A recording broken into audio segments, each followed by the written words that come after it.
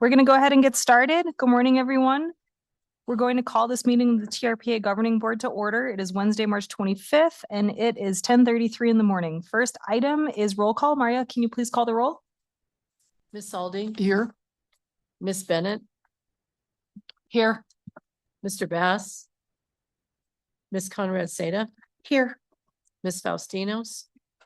Ms. Gustafson? Here. Ms. Hayes? Ms. Hill? Mr. Hennigan?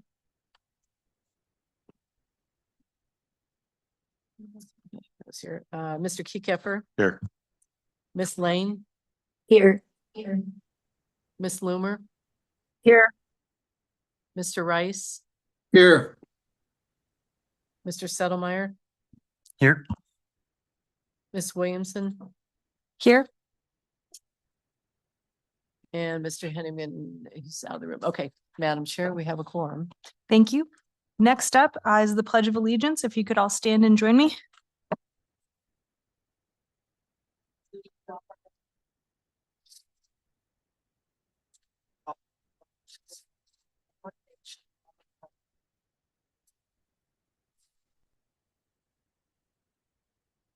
Thank you. Let's move on to agenda item 3, which is our public comment period. This is for any item on the agenda. Any member of the public wishing to address the governing board may do so at this time. Comments will be limited to 3 minutes per person.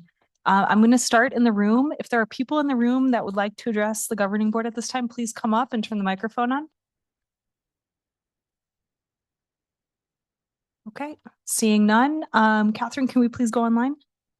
Thank you, Madam Chair. We have 4 hands raised online. The first hand raised was Ellie Waller. Ellie, please unmute to make your comment.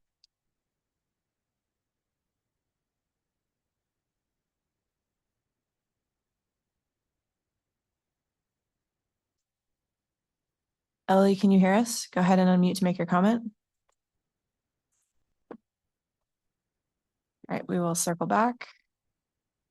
Next hand raised is Mick Homan. Mick, please unmute to make your comment.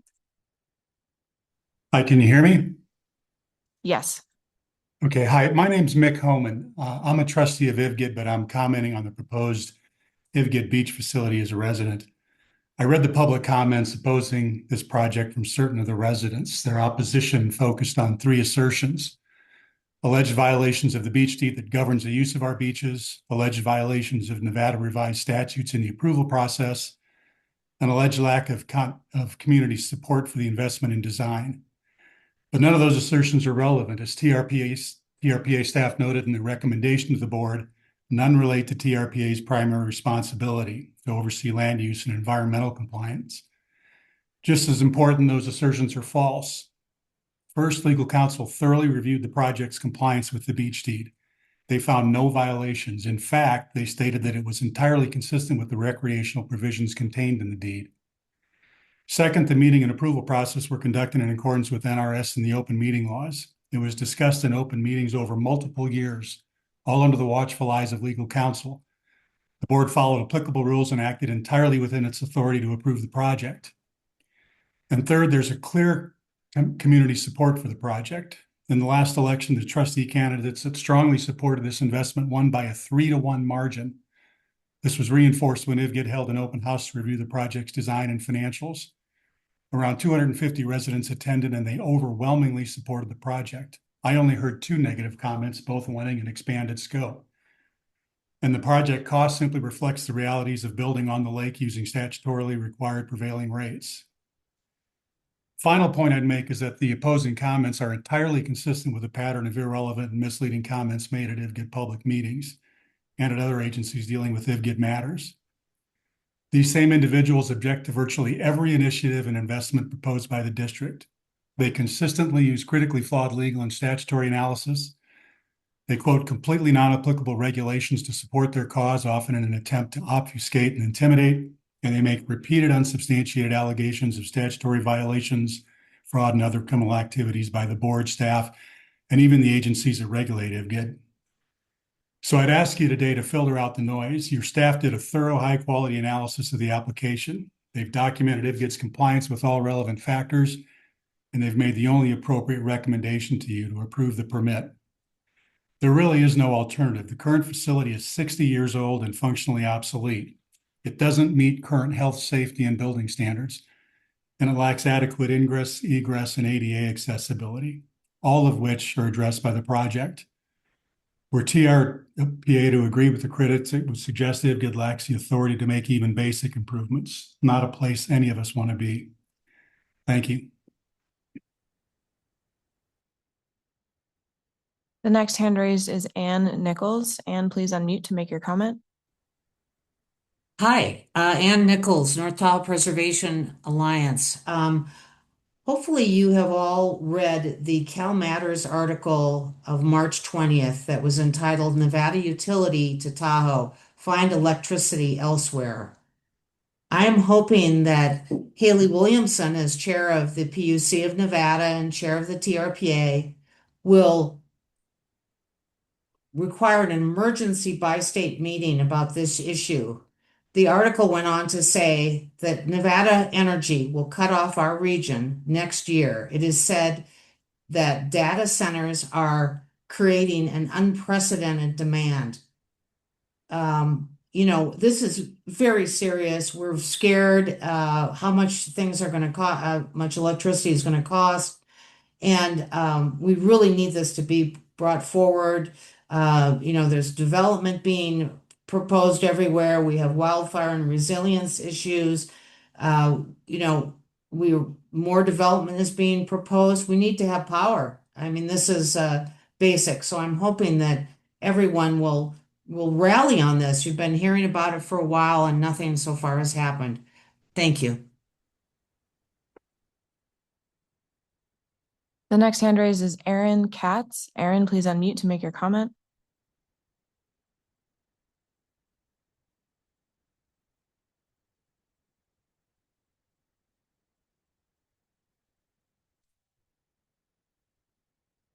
Erin Katz, if you'd like to make a comment, please go ahead.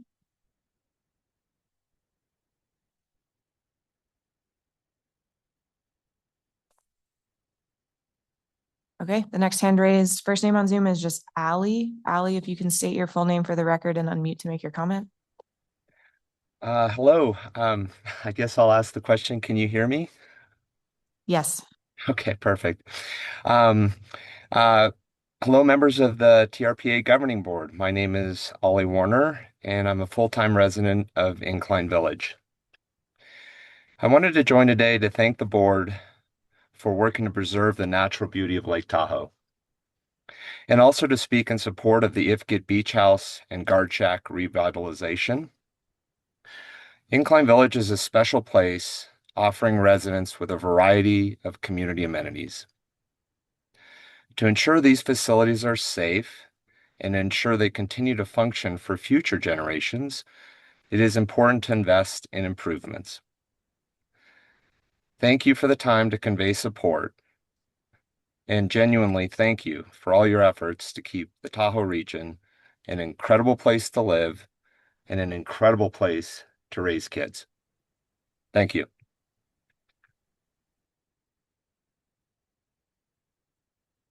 The next hand raise is iPhone 76. If you could state your full name for the record and unmute to make your comment. Hi, my name's James Novak. I'm a resident of Incline Village. I just wanted to say thank you to the TRPA board for all you do to preserve the lake. Secondly, I wanted to say thanks to the staff at IFGIG and to the trustees for their moving forward a project that's been delayed for 10 years. They put together a great plan.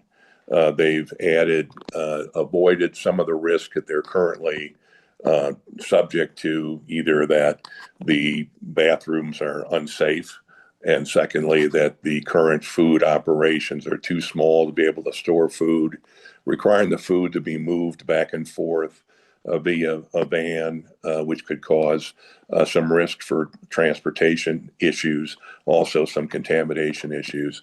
I'm excited about the project. I think it's a good investment in the future of Incline Village, and wholeheartedly support it. Thank you very much.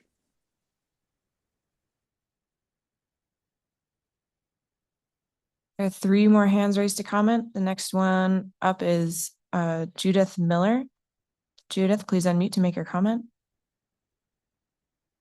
Yes, good morning. I had written comments that I hope you've seen, primarily based on the architectural guidelines. And unfortunately, it appears that guidelines are mere suggestions. If they're not called standards, then there's no reason. This architecture is not at all in keeping with the traditional mountain architecture that the guidelines call for. Also, it does not comply with the guideline that says we're not supposed to have these long, continuous, uninterrupted roof lines or faces on a building. Yet this building is 180 feet wide without any deviation except for one small passageway between the two sections. The roof line is continuous with no break. So, it's a very poorly designed architecture to fit in with our community. And I thought that was one of the goals of our area plan. Apparently, that's not the case. It was all swept aside, ignored, and no change was made to the design.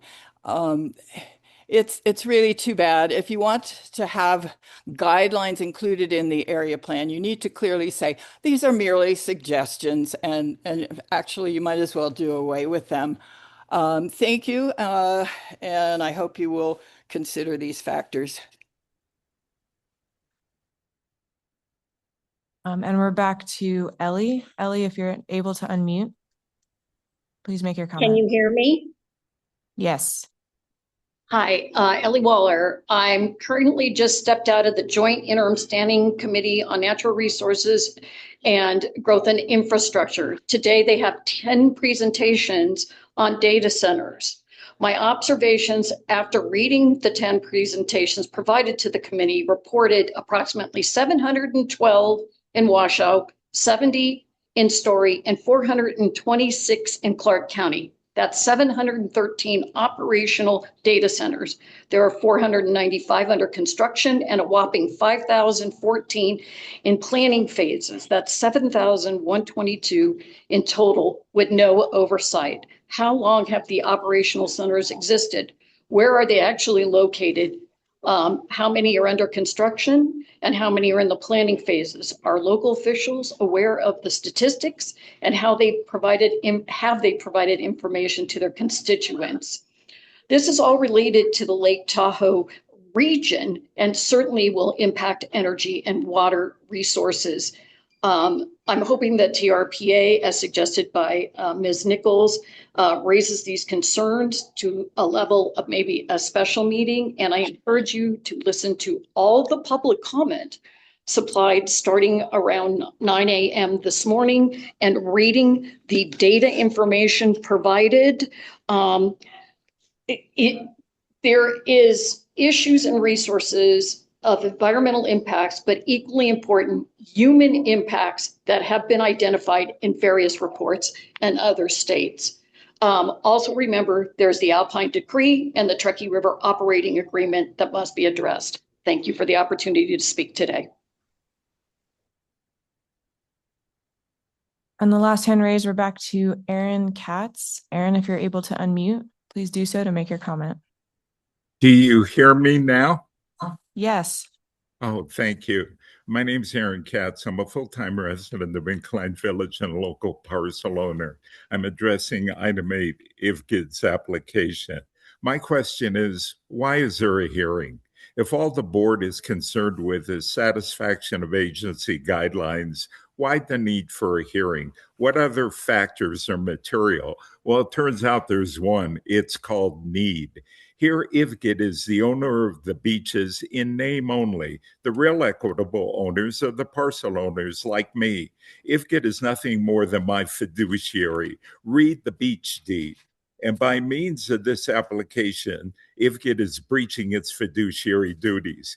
IVGID hasn't even asked the nearly 8,000 of us if we want staff's rendition of a snack shack or whether we're in favor of being involuntarily taxed $12 million or more so staff can hire more employees to run another money-losing business enterprise financially supported by me.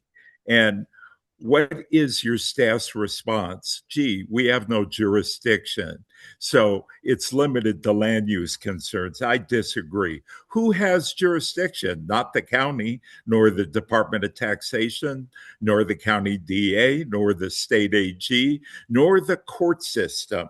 Exactly who has jurisdiction? It's TRPA. Because if it didn't have jurisdiction, what's the purpose of this hearing? Why are you approving a project that the true owners of the beachers don't want? Isn't the finding of need a requirement? They haven't even asked us if we need it. Please deny the application and instruct IVGID it must first secure the consent of a majority of the local parcel owners with beach access, something it has adamantly refused. And there's an easy way to do this. IVGID can file an NRS 43.100 petition in district court. Let the court decide whether this is a need. Citizens can't use this procedure, but IVGID can. But of course, they won't do it because it's counter to what their real intent is. Thank you for the opportunity to speak. Madam Chair, there are no more hands raised to comment. Thank you. And I do just want to take one last call from the room. Any item on the agenda, this is your time to speak. This is the public comment period. Okay. We'll move on then to approval of the agenda. Staff, are there any changes? No changes, Madam Chair. Thank you very much. We'll deem the agenda approved as posted. Next, approval of minutes. These are the draft set of minutes from February 25th, 2026 on page 35 of our packet. Any board member have any changes they want to make? And if not, I'm looking for a motion to approve the minutes. So moved. Thank you. All in favor, please say aye.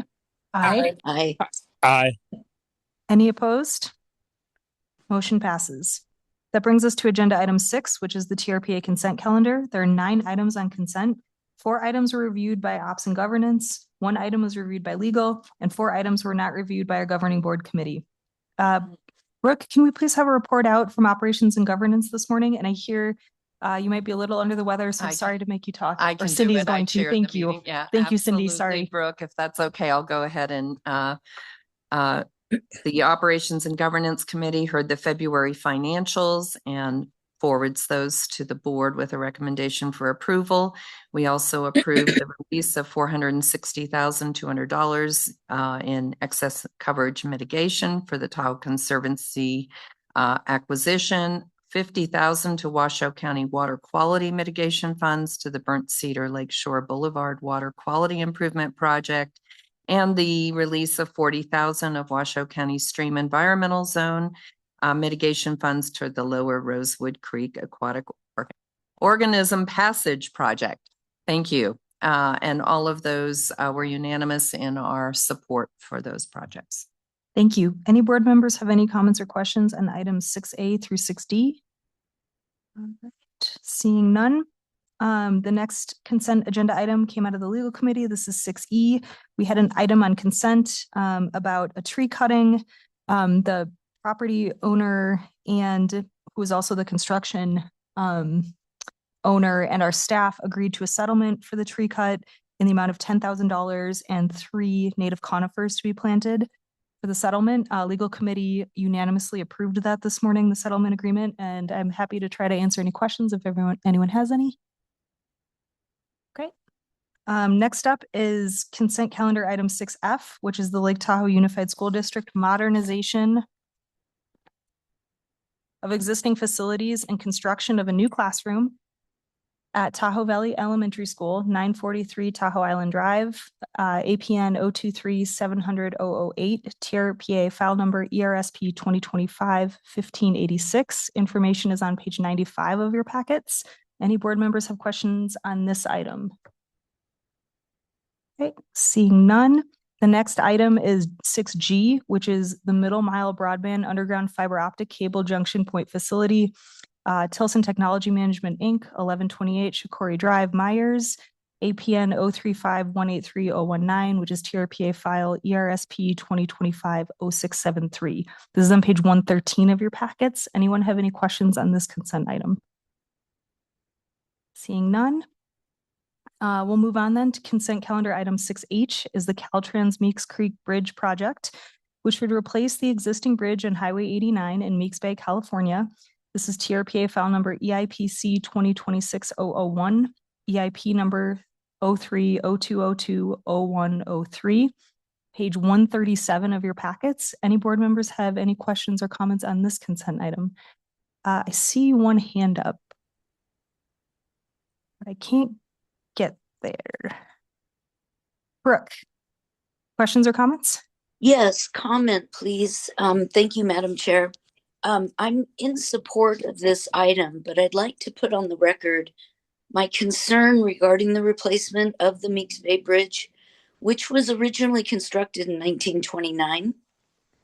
The current bridge is one of the most scenic and aesthetically beautiful bridges I've ever seen. A determination was made that the existing bridge was not historically significant. However, it does contain historic aesthetic elements that Caltrans has stated they will incorporate into the design of the new bridge. I'd like to ask TRPA staff, if it's appropriate, to work with Caltrans to ensure the final design is consistent with the visual quality and integrity of the current bridge, understanding that the new bridge will have to meet certain safety standards. And if it's also appropriate, I'd like to ask TRPA staff to work with the U.S. Forest Service on relocating the water infrastructure issues which serve the Meeks Bay Resort and is managed by the Washoe Tribe. If TRPA could convene some meetings to help resolve some of the funding and other issues that are being considered, that would give me a greater level of comfort. Thank you, Madam Chair. Thanks, Brooke. Anyone else have questions or comments?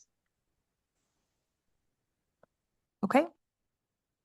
Our last consent calendar item is 6I, which is the Advisory Planning Commission lay member appointments for Brad Altman, Placer County, and Harry Swanson, Washoe County. Information on page 155 of your packets. Anyone have any questions on this consent item? All right, seeing none, I'm looking for a motion to approve the consent calendar. Madam Chair, may I just interject as TRPA's Executive Director in response to Member Lane's questions that we will be happy to address those concerns. I just wanted to put that on the record. Thank you. I appreciate that. Thank you. Anyone motion to approve the consent calendar? Thank you. We have a motion. Any discussion? Hearing none. Maria, can you please call the roll? Salding, Yes.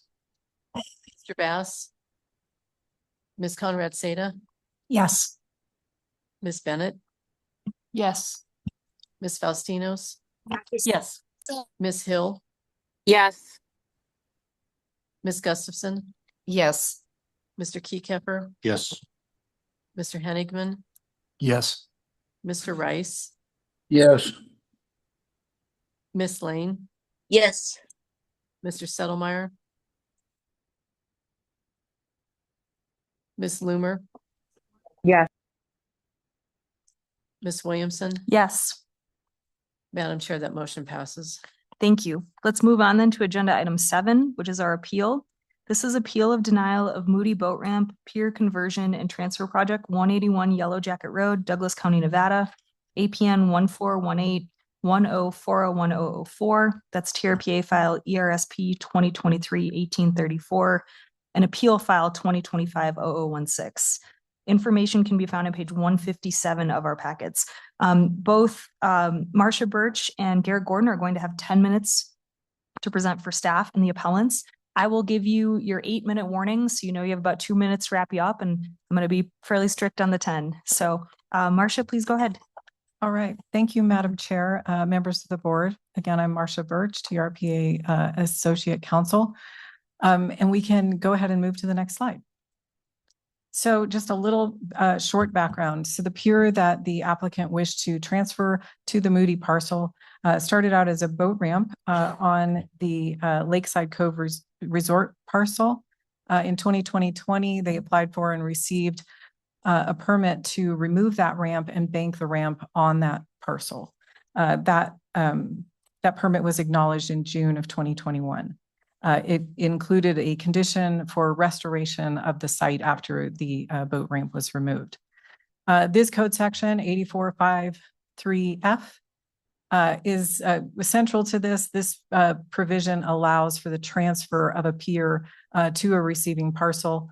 And it requires critically, the critical language there is at the end where it says that those parcels must comply with the eligibility requirements of sections 8442 and 8443 of the code. All right, you can go to the next slide. So in December of 2023, the appellant submitted an application for a transfer of the pier and approximately, in March of 2024, staff responded to that application by stating that under code section 8443G1, this pier could not be transferred because the receiving parcel was located in a scenic non-attainment unit.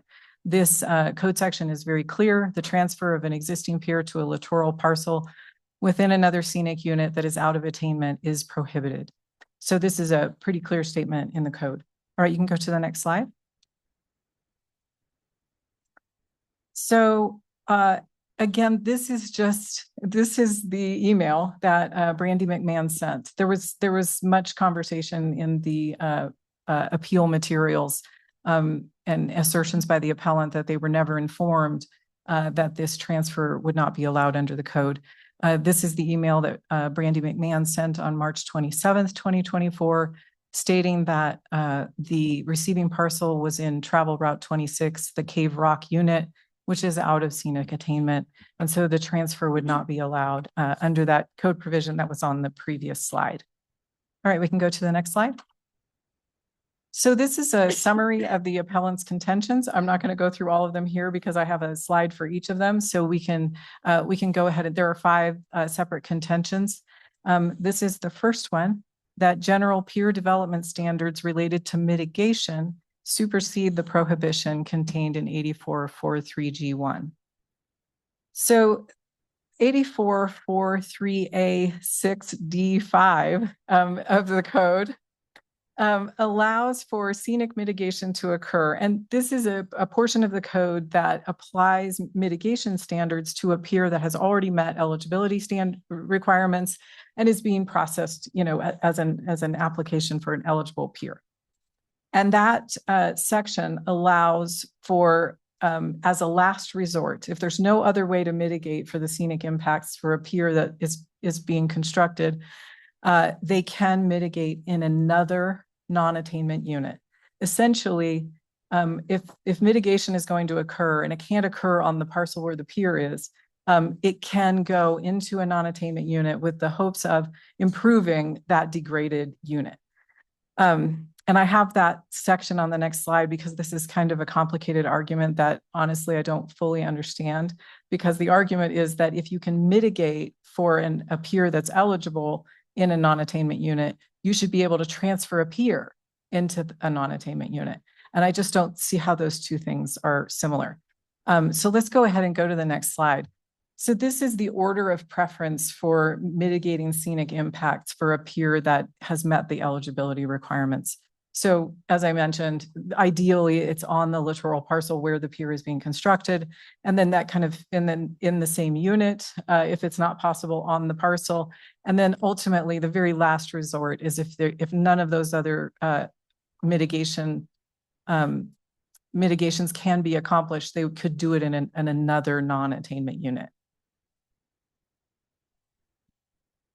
Question? Sure. Or do I need to wait? Oh, let's do that at the end because I have them on a clock right now. Okay, great. Thanks. Okay. Thanks, Ashley. Okay, so this is a general provision. And again, the mitigation for a pier that's eligible in another non-attainment unit actually improves that degraded unit, and transferring a pier into a scenic non-attainment unit actually degrades that unit.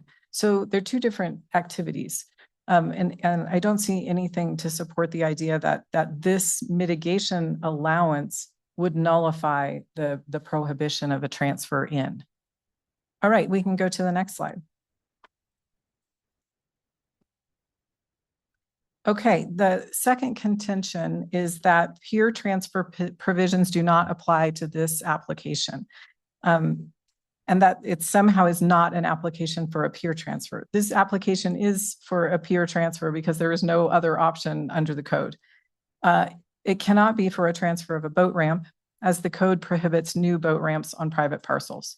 That's section 84.5.2b. So you couldn't transfer this banked boat ramp onto another parcel and build a boat ramp because there are no new boat ramps allowed for private parcels.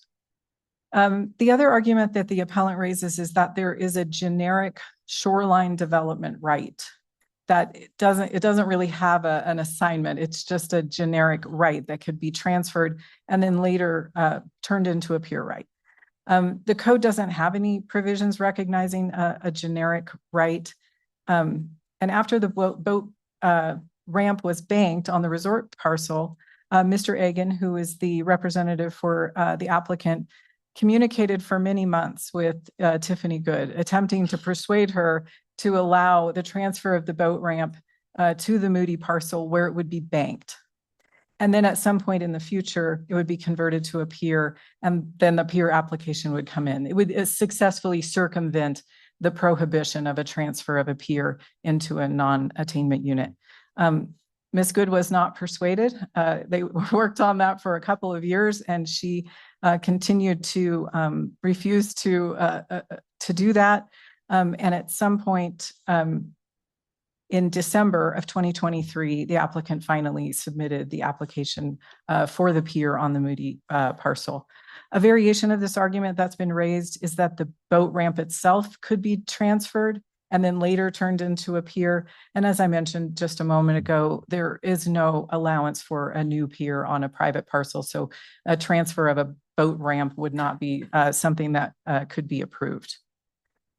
So next slide. The third contention is that section 84.43G1 is arbitrary. The appellant argues it's arbitrary to allow transfers within a non-attainment unit and not between two adjacent non-attainment units. Appellant argues that it would somehow be beneficial to TRPA to allow peer transfers into scenic non-attainment units. I think this argument misunderstands scenic threshold evaluation. Marcia, you have 2 minutes left. Okay, improvement and attainment goals. So it may seem arbitrary to the appellant, but those scenic thresholds are designed to be analyzed per unit. So there are numerical ratings for discrete shoreline travel units with explicit standards to maintain or improve the rating and restore that unit. TRPA's monitoring data shows that some shoreline travel units, including Cave Rock, remain worse than target, which means that they must be improved and not merely avoid further degradation.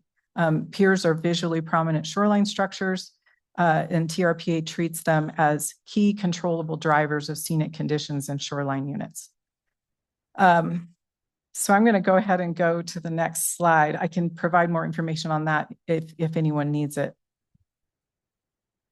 So contention 4 is that section 84.43G1 should not apply because the project will result in, quote, shoreline improvement, unquote. And I'm not sure, I think what I took from the materials was that by complying with the scenic mitigation requirements in the code, that there would somehow be a benefit. But again, a pier, the construction of a pier has a scenic impact. It's a significant scenic impact as all of the analysis in the shoreline EIS revealed. So simply complying with the mitigation requirements does not mean it's an improvement to the lake. You're just mitigating the impacts that you're having. And we can go to the next slide. The last contention is that TRPA has been inconsistent in interpreting the code. As I mentioned, Ms. Good had a 2-year period of correspondence with the applicant's representative and held that same position the entire time. I'm so sorry. Oh, go ahead. No, that's fine. Okay. That's good. I got to my last one. Thank you very much for the presentation. All right. And Ashley, thanks for holding. I'm sorry to make you wait on that. Please go ahead and ask your question. Thank you so much. Ashley Conrad Seda for the record. I just had a question about the order of mitigation where you were showing that, there was an order to follow for mitigation. Does that only apply if the action is allowed? Right. So essentially you follow that mitigation if in the first place you allow for the project to go forward and otherwise that's moot?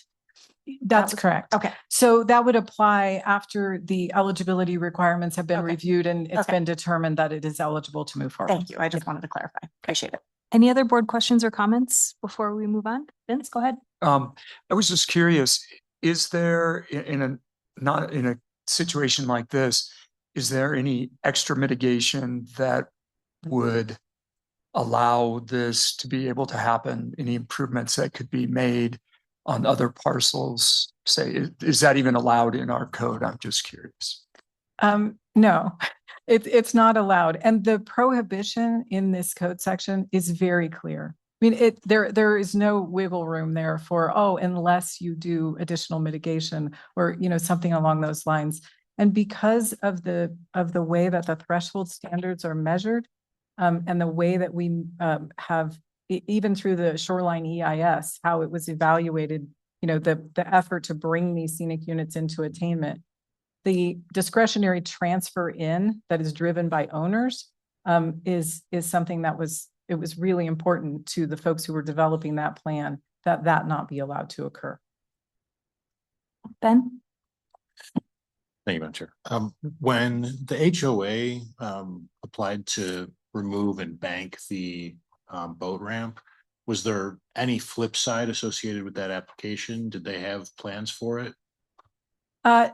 No, they were banking it on the site, but it was shortly after that Mr. Egan began communicating with Tiffany Good and asking her if they could transfer the banked boat, the pier right, to the Moody parcel without an application for a pier. Just wanted to move it and bank it on the Moody parcel. And Ms. Good explained that transfer had to occur in conjunction with an application for a pier on the receiving parcel.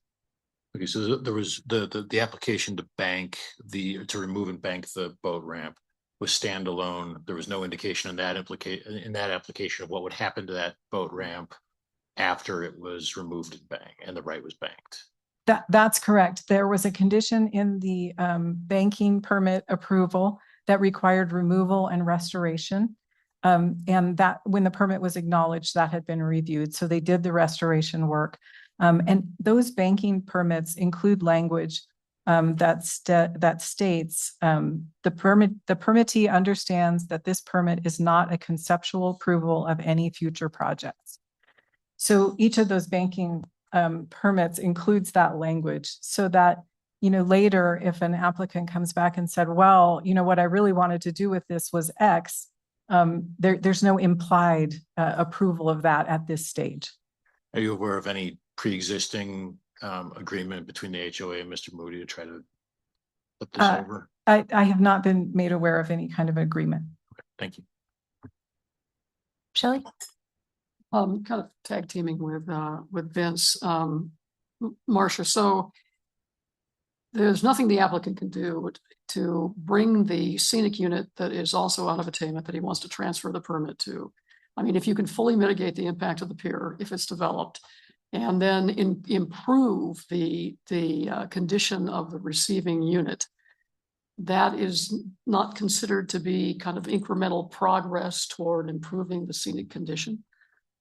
No, it's not. And the analysis in the EIS and through that the 2018 shoreline process, there was an analysis of there are allocations that occur and end up in these non-attainment units. And during the environmental review process, they did, there is a capped, there's a limited number of piers that are left, available. And so some of those allocations will end up in a non-attainment unit. And so that was accounted for. But one of the things it would be essentially uncontrollable. I mean, obviously these don't happen every day, but if you could transfer in And suddenly a particular scenic unit became very popular for those who wished to have piers, and they started to transfer them in. The agency would essentially lose control over the process of moving that unit toward attainment. Well, unless it was privately funded. I guess what I'm saying is if you had somebody, for example, who had the financial wherewithal to make improvements in that unit to bring it closer to compliance or into compliance, wouldn't that be considered a benefit? Well, the way that the code is written now, they would have to bring that unit into attainment. Into full attainment. Okay. And then they could transfer the pier into that unit. Okay, thank you. Anyone else? Questions or comments? Go ahead. Hi. Ben. Thank you. Marcia, did the staff report indicated that staff reevaluated the unit itself after the app or pending the appeal or the application or something to that effect? Was that accurate, or is it just sort of like a cursory review? They didn't review it for this project, but the scenic units are evaluated on a regular basis. And the scores are then, whatever the score is in the new evaluation. So what staff did is go back to the most recent evaluation to check to see maybe this unit has come into attainment, but it hadn't. It was still out of attainment. So they just double checked the most recent data that TRPA had regarding the attainment status of that unit. All right. If I don't see any other board questions or This is comments. Cisco. I do have a question. Oh, sorry. Go ahead, Cisco. I can't see you online. My apologies. Please go ahead. Okay. My question is, which has a greater environmental impact, a boat dock or a pier?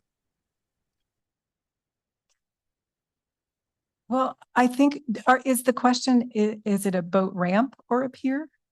What I'm saying is, what has a greater impact from an environmental perspective, a boat ramp or a pier? So I'm going to go ahead and let Brandy address that. Well, and the truth is, new boat ramps on private parcels are not allowed. And I think there are multiple reasons for that. And one of them is invasive species. Got so it. that's But sort of the original property or the original owner of the boat ramp could replace the bad boat ramp with a new boat ramp. No, they could not. So once Okay. that boat ramp is removed, it was illegally existing because it had been there for so long. Once it's removed, they would have to go through an application process, and there is no application process for a new boat ramp on a private parcel any longer. So it would be a pier.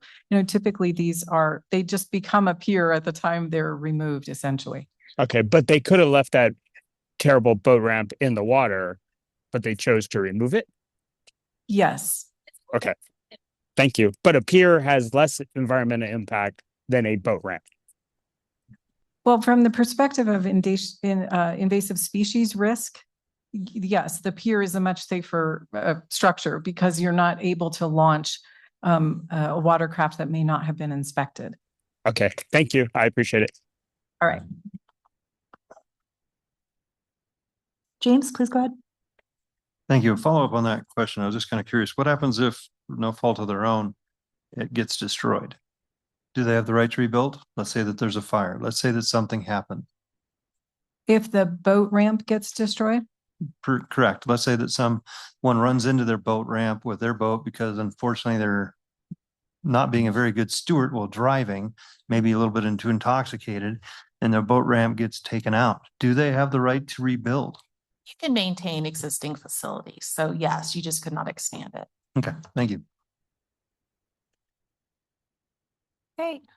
Thank you, board, for the questions and comments. I'm going to turn over now to Mr. Garrett Gordon for a presentation from appellants for 10 minutes, please. Go ahead when you're ready, sir. And I'll just give you like a 2-minute warning so I don't interrupt you, and then I will stop you at 10 minutes. Thank you, Madam Chair. Thank I you. have a presentation coming up, so there we go. Thank you. For the record, Garrett Gordon, representing Mr. Moody and his property in Douglas County, Nevada. My background is legal and land use, and it's a pleasure to be before you today. Next slide. So a little background, I think, on the timeline. So left-hand side, you can see a letter. Mr. Agan is with me today. He's been practicing land use planning up here in the Tahoe Basin since the 1980s. So he's well-versed in code and working with your staff. He filed in 2021 an application to take that banked boat ramp and transfer it to the Nevada property in Glenbrook in 2021, based on conversations with staff. You can see he checked in a month later to say, what's the status of that application? The picture down in the right-hand corner is that old non-conforming, environmentally damaging, a lot of soil erosion, existing condition that has now been remedied. So the good point is here is that boat ramp is now off the lake, and now we're moving forward with a new pier. Next slide. So you can see 3 months later, Ms. Good said, no, we don't want you to bank this development right. We want you to, you can see I highlighted, come in with a new pier project. As you heard from staff, Mr. Agan said, well, wait a second, a new pier project is very expensive. It's very time consuming. It's a lot of consultants. Can we just bank the entitlement for now and come back with a new pier later? Next slide. And staff said, no, we want you to come in with a new pier now. So you can see left-hand side, now we're 20 months since the original submittal. Kevin says TRPA new pier permit. So that's important here. Every communication with staff was a new pier permit on Yellow Jacket Road, new pier in that area. And he said, based on this new application, we need to do a photograph for scenic. Will you please approve this photograph? Email from Miss Good. Again, the challenging parcel we heard later, Yellow Jacket Road said it's approved. Your scenic visual for this parcel of where to put the new pier is in fact approved. Next slide. 27 months since the original submittal, we've now submitted that application for the new pier. And you can see it says, as previously discussed and directed, there was a pre-app meeting with staff. Mr. John Marshall was there as well, deciding to have a new pier application on this road, on this property. And you can see I highlighted on the right, visual mass calculations, construction documents, boat lift drawings, very expensive, a lot of consultants, and you can see it took almost a year to put together a new pier application and submit it at the direction of staff. And you can see Yellow Jacket Road is on every single document. Next slide. Part of the application, you can see approved, stamped, TRPA. What are we doing here? Taking the boat ramp transfer to a pier conversion, Yellow Jacket Road. On the right-hand side, you can see significant construction drawings, analysis, scenic, a lot of time, money, and effort based on this stamp from TRPA that we can move a pier here. It's been approved as far as the scenic vantage point. Next slide. So now 20 months since the original, 29 months, you can see staff has now given this application a permit number, which means it meets minimum standards. The first correspondence from staff wasn't, wait, you're in non-attainment, you have to go away. Staff asked for more information. What's your construction methodology? What's your site mapping? What's your updated shoreline exhibits? Again, time, money, and effort. We have a TRPA number we're often running for a new pier project. Next slide. Then we hear in 2024, 30 months later, since the original submittal, with Yellow Jacket Road on every single submittal, with over $1 million spent on the banked boat ramp. This has been coupled with the bank boat ramp every single time because we did have an agreement with the HOA to bank the boat ramp and move the pier. Also, we now have 2 applications we filed for the direction of TRPA. So the property owner is well into 7 figures on this process, which he, I believe, has complied with code. Next slide. Because it was denied for 2 reasons. Number one, you can see staff said the applicable code section, a legal existing private boat ramp may be transferred with applicable eligibility standards in 84.4.2 and 84.4.3.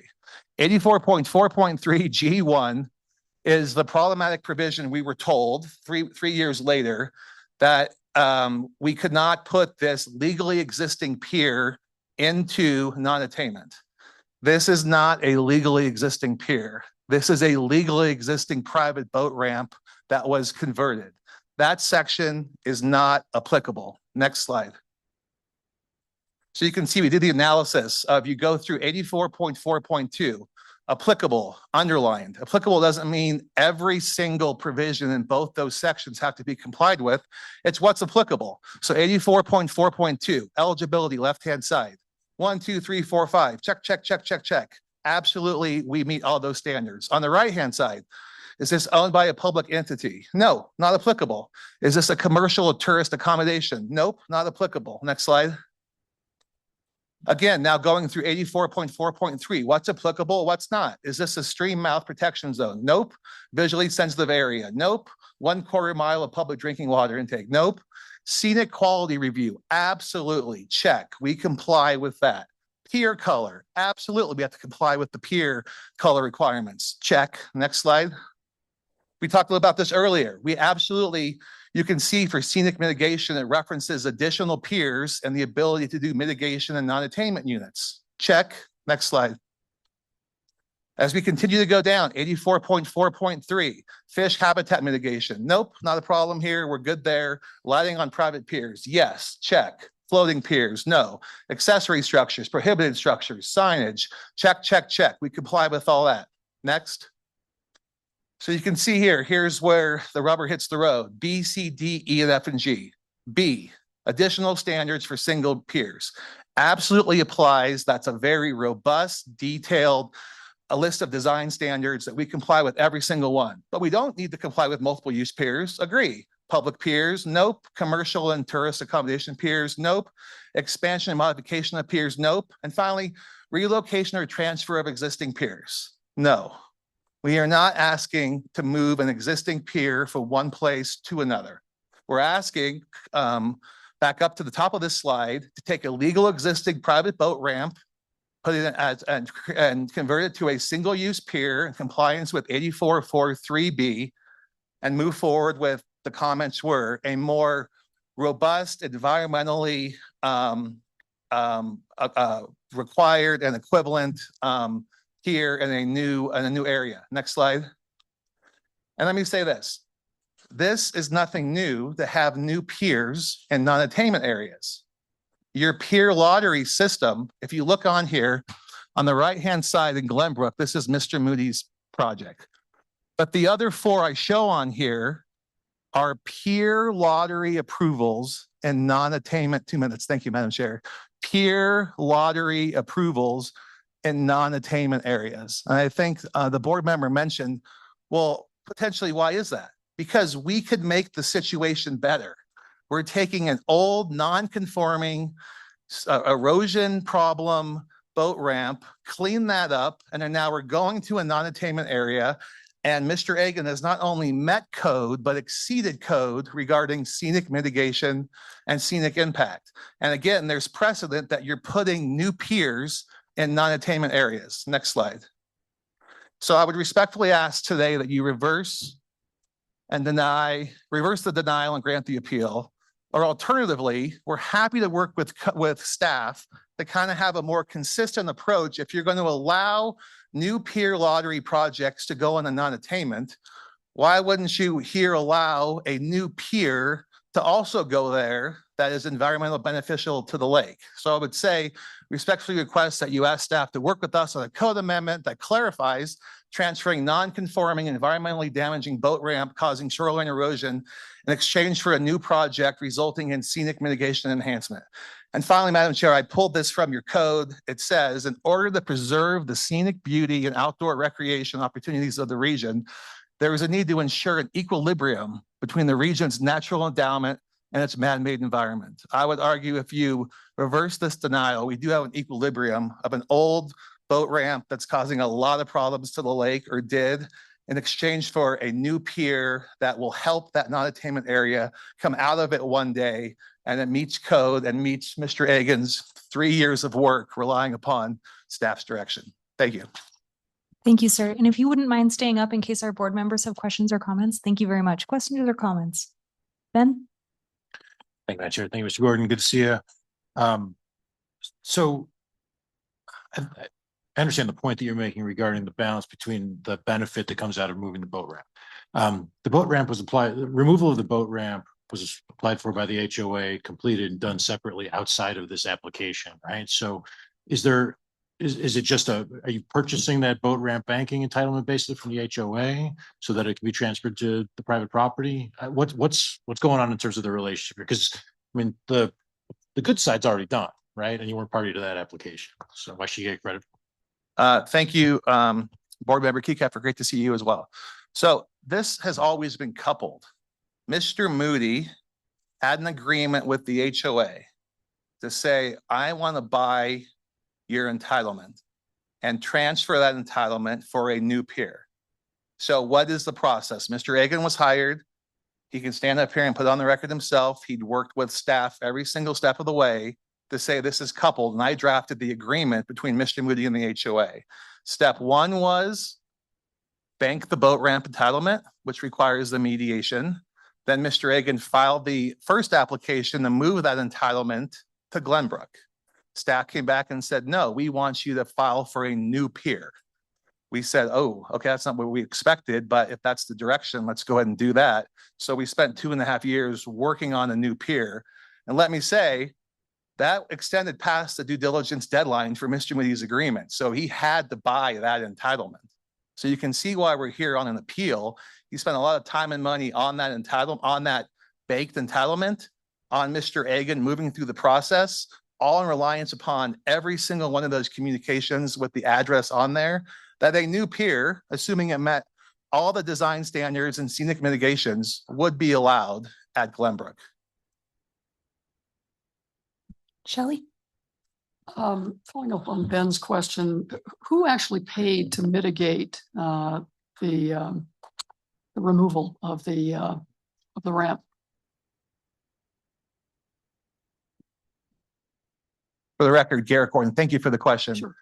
The HOA paid the contractor for the remediation, Right. but our purchase price for that entitlement more than covered that cost. So suffice it to say that the cost of the remediation was basically part of the purchase price. I would say that's accurate, yes. Okay. All right. Thank you. Thank you. Ben? I want to Please. understand sort of process, because this is sort of not the first time we've seen an applicant get pretty far down a pathway with staff, without any red flags being raised about eligibility. We saw it with a single use pier in an HOA, I think on the north side of the lake half a year ago or a year ago or so. I'm trying to figure out from a staff perspective why it would have taken so long to flag this as being ineligible. So I'm going to respond to that, and I'll let Brandy add on anything that she would like to. So this is the difficulty when there is sort of a barrage of communication coming at staff regarding a particular parcel, or, you know, kind of wishes that an owner has about what they would like to do on their property.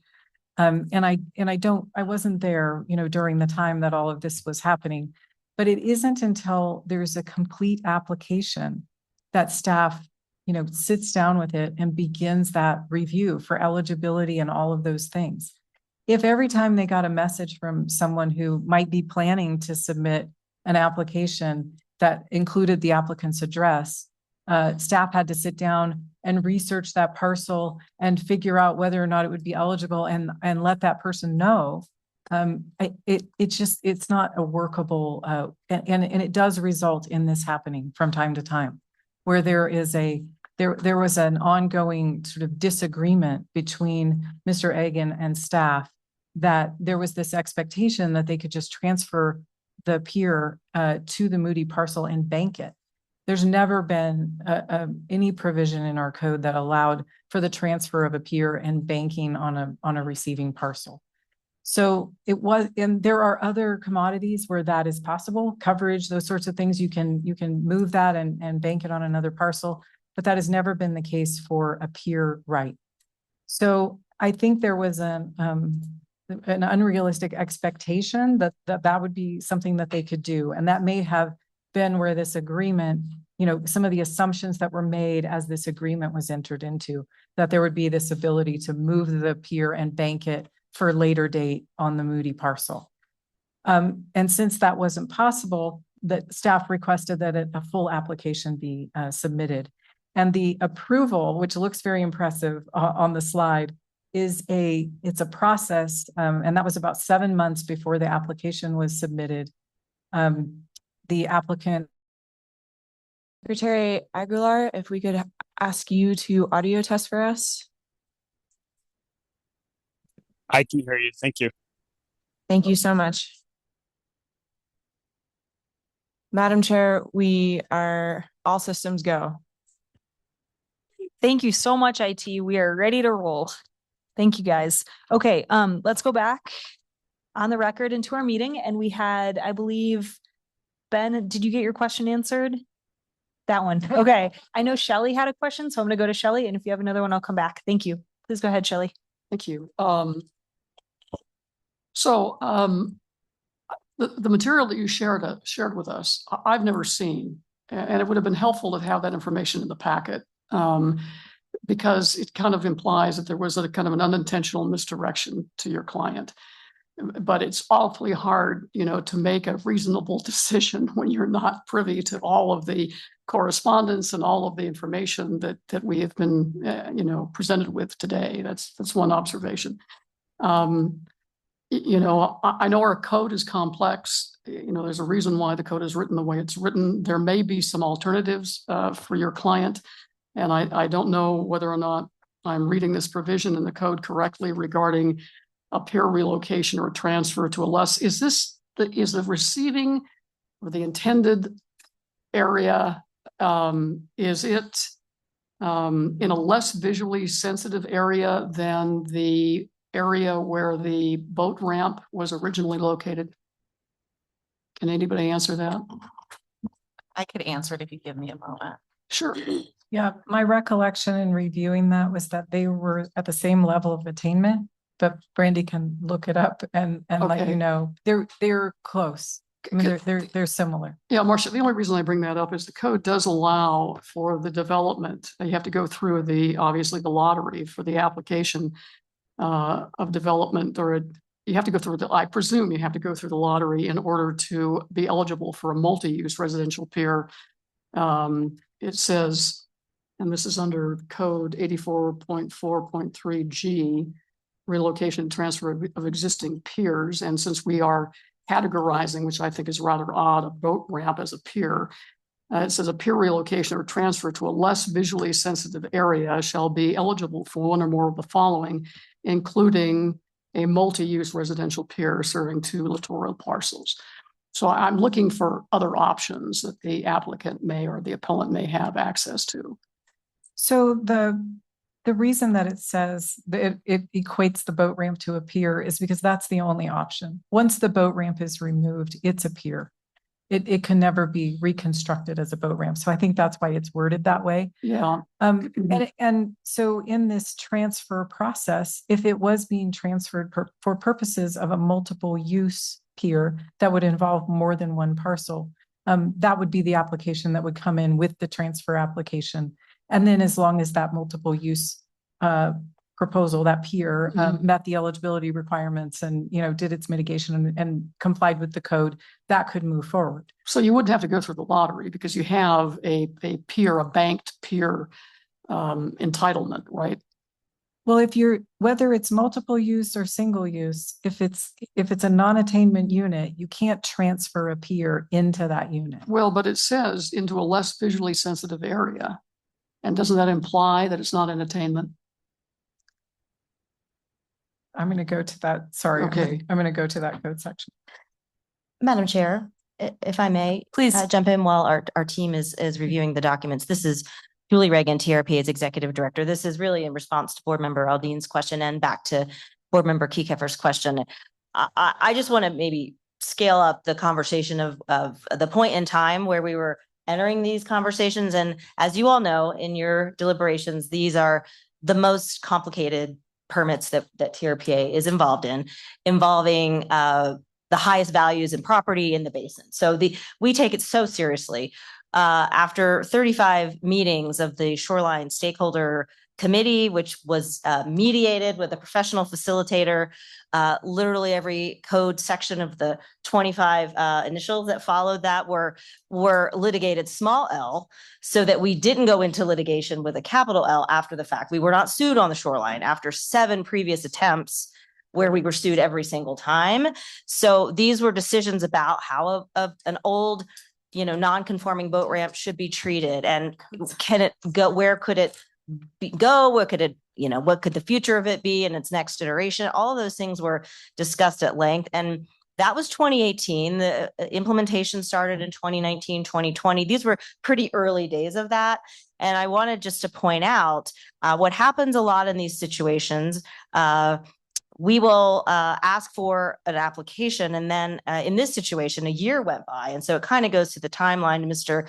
Kekeffer's question, where we didn't hear back anything from the applicant for a year, and that does happen.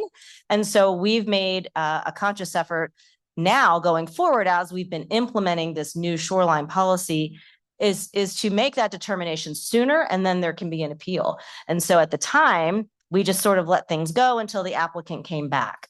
And so we are working to avoid late hits, because people do spend good time and money and energy in moving in certain directions. And some of this is speculation on their parts. But we're trying to do a better job of more communication up front. But I think our staff is probably ready to answer your question now. So both of the parcels are in a visually modified character type, but they're in different scenic units. And the receiving scenic unit is in a non-attainment scenic area, which is why we found that the project was not eligible for the pier right transfer. So it's not less visually sensitive in the areas being the permitted or the banked permit is being transferred from. I'm trying to equate visually sensitive area with non-attainment. So they're different. So we have our visually sensitive scenic units that were established with the threshold, and we report on those every 4 years. Right. And then with the shoreland plan, we came up with character types. So there's 4 different character types. And we also, the type of mitigation for a pier is based on the character type that you are located in. So in some instances, it's 1-to-1, some instances 1 to 1.5, or 1 to 2, I believe. So, okay, so that is not, he would not be eligible for a multi-use pier either. Well, if he, and correct me if I'm wrong, Matt, but if he was selected in the pier lottery, He'd have to go through the lottery yeah, you process. have to go through the lottery. Right. The pier right in question, he could potentially transfer to a scenic unit that is an attainment, so he could sell it and send it to a different property. Okay, well, I frankly don't feel comfortable making a decision today, only because I haven't had a chance really to review in detail the material that this gentleman has submitted to us. Do we ever have, the problem with technology is a lot of things can be lost in the transfer of information.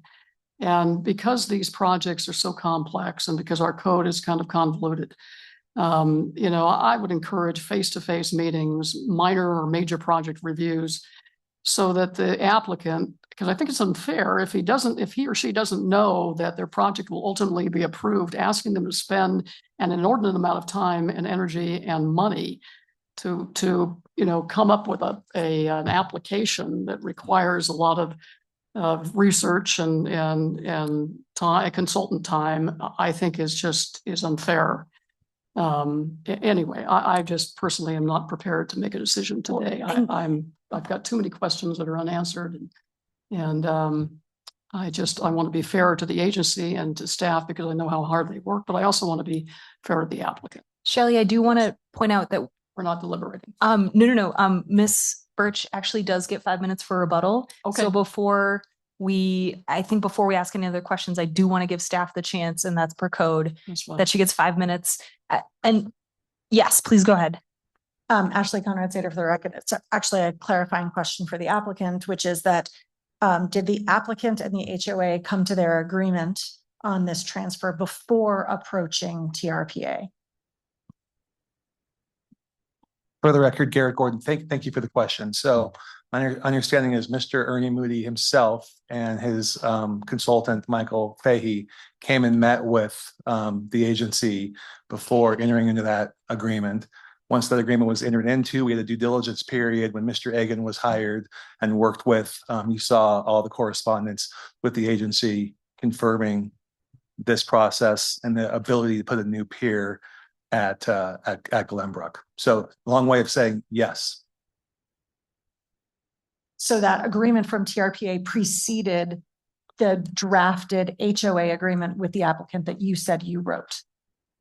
I would say, just to clarify, thank you for the question. Number one, the property owner did his due diligence himself because he spent a lot of money, 7 figures on that entitlement, came in here and met with TRPA. He was comfortable with that interaction, entered into the agreement with the HOA.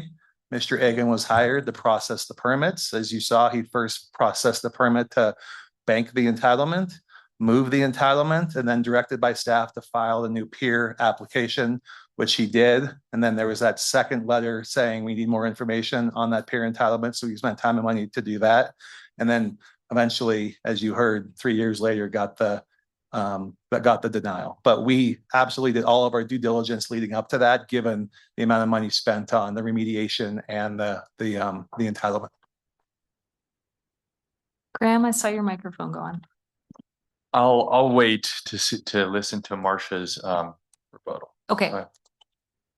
So I will just start by making the point that I think has come out, which is there is a private agreement, and TRPA is not a party to those types of agreements. The HOA obtained the permit to remove the boat ramp. They performed their conditions, and that was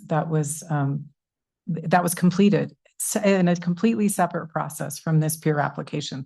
So I don't think that there's a trade-off going on here where, boat ramps are going to remain on the lake if we don't allow people to transfer piers into non-attainment units. I don't think there's a structural problem in the code that's being highlighted by what's happening here.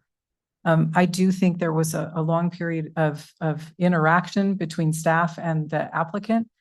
There was also a lot of resistance to the idea of submitting the pier application. I don't know why that is. They wanted to bank that right on the Moody parcel. And that's just not something that our code provides for. It's not something we have a mechanism for approving. So, as far as the approved stamp on that's a very routine thing. It happens usually prior to the submission of an application. And what it is the applicant or the owner who's thinking about submitting an application sends photographs to staff, says, please let us know what the scenic vantage point will be for the scenic analysis. Staff review the photos, they pick one, and they send it back to them. That allows the applicant, if they choose to move forward, to do their scenic analysis based upon an approved vantage point. That is not an approval of a pier. That did not include any kind of review of eligibility for this parcel. That's a routine thing that staff does, and it answers one question. What is the scenic vantage point for analysis? Period. That's the only thing that's answered. And there are no permit numbers that are assigned. When these applications come in, it's an application number. There's no permit number until a permit is issued.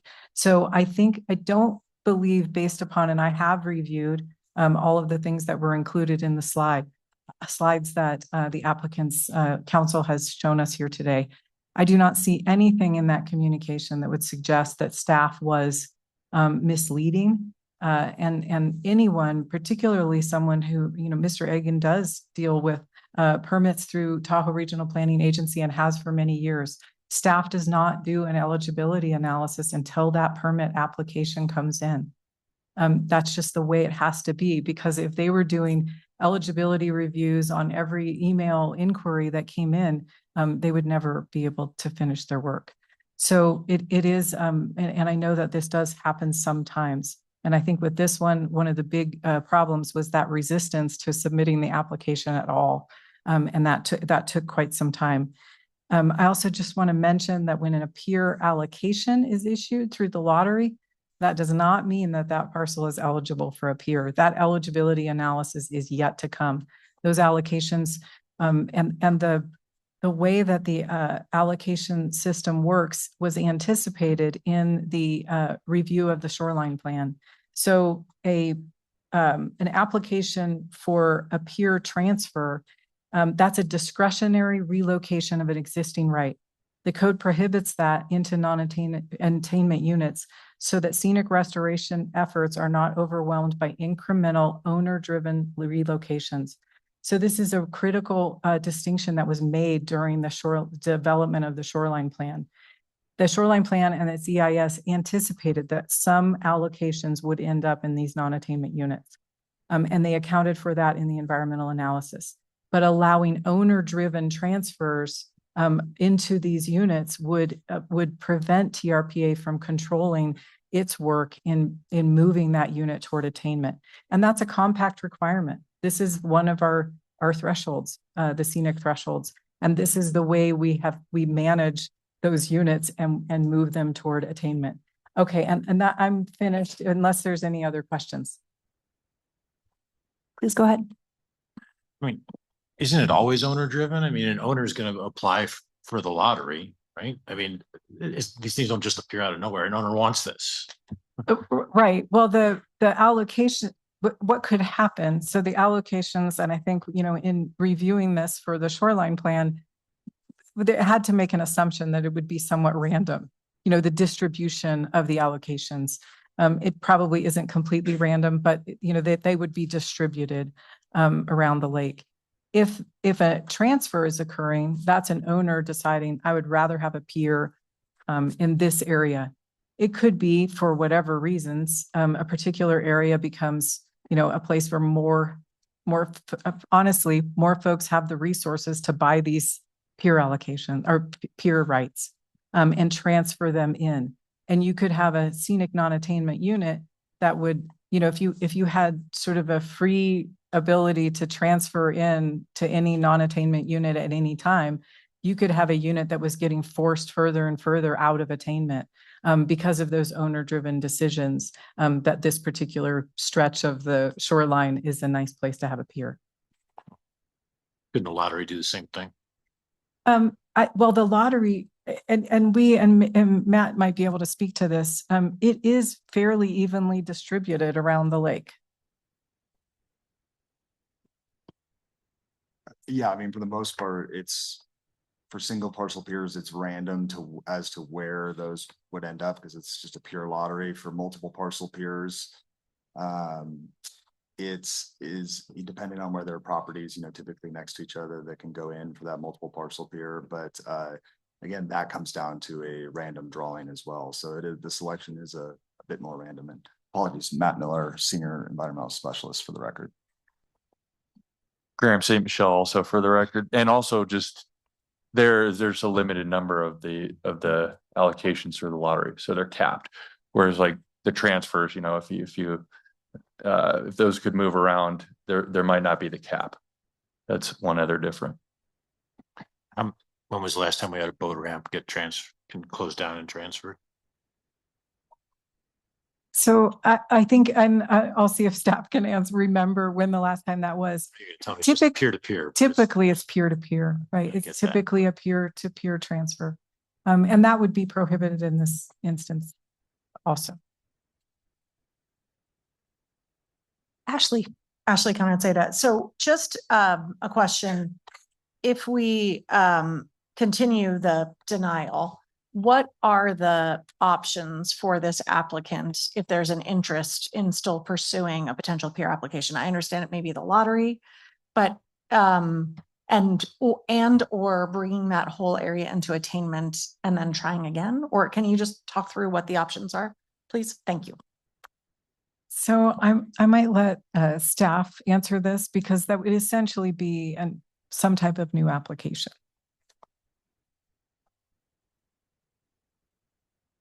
Matt Miller, Senior Environmental Specialist for the record.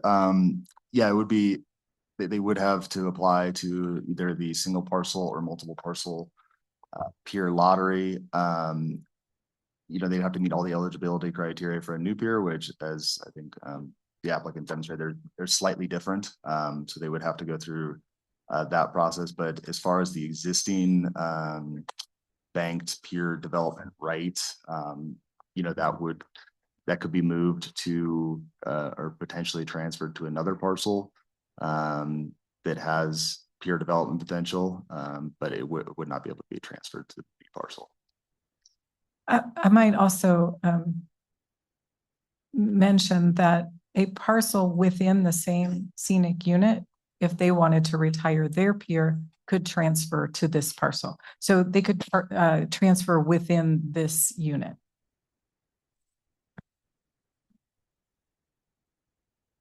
Any other questions or comments from the board? So this is one where it's the reverse, but we have a new process for the reverse. So I just wanted, I'll try to explain the rules and then Graham will correct me where I'm wrong. So if you want to make a motion, because this is an appeal of the executive director's decision to deny a permit, a motion to grant the appeal would be required. For that motion to pass, it must receive at least 5 affirmative votes from Nevada members and 9 affirmative votes overall. Staff right now is recommending no motion be passed. So the appeal will be deemed denied if no one makes a motion and no one makes a motion to grant. If someone wants to make that motion to grant, it has to have 9 affirmative votes, 5 of which have to be from Nevada. So as Ashley was suggesting, though, if you want to hold things in abeyance, that would require a different motion. Hold the denial in abeyance. Yeah, I think if you want to, I think we should just I want to make sure that the board, if that's the decision, I think the vote on that would be any 8.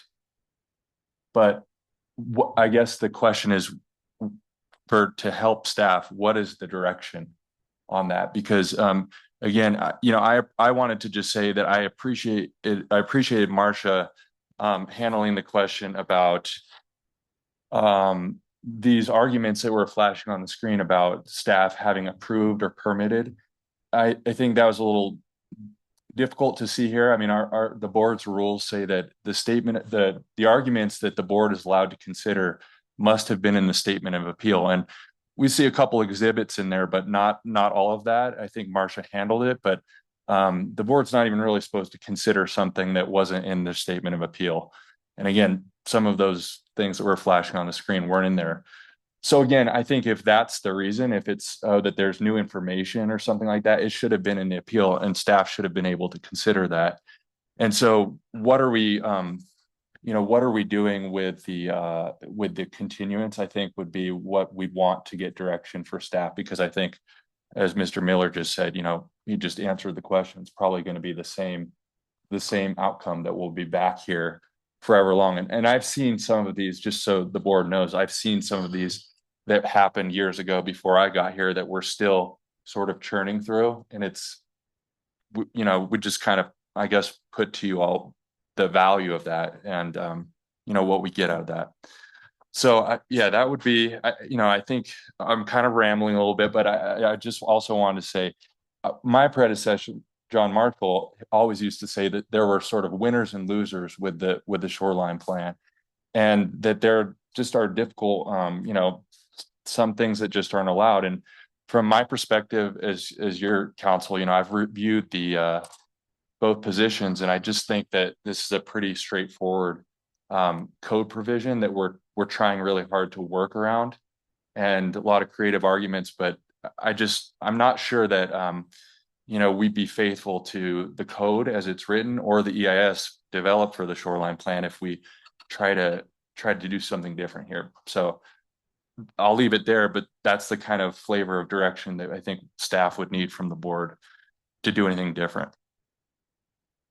I was going to suggest we try 2 motions. If anyone was going to make this motion, we can see where it goes. If someone wanted to try a motion for continuance, we can roll call that. Ben? Yeah, please. Thank you. So I don't, with all due respect to our general counsel, I don't think it's cut and dry. I think our code is clunky. I think we've got a section dedicated to boat ramps that contemplates this conversion and then transfer and then refers back to our separate section about piers and talks about applicable eligibility standards, right? And I think Mr. Gordon points out a relevant point. If I were to write, so I have a little bit of experience writing the right statute, right? If I want everything in 84.42 and 84.43 to apply, I would say that. But our code doesn't say that. It says applicable standards, right? So which of those standards are applicable, I think, is a relevant question. And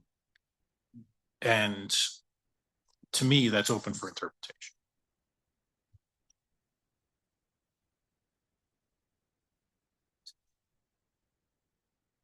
Please. Thank you, Chair. You know, as I'm sitting here listening to all this information, I myself would benefit, even though of course I won't be here next time. There is a question of having all the information in front of us with dates on it.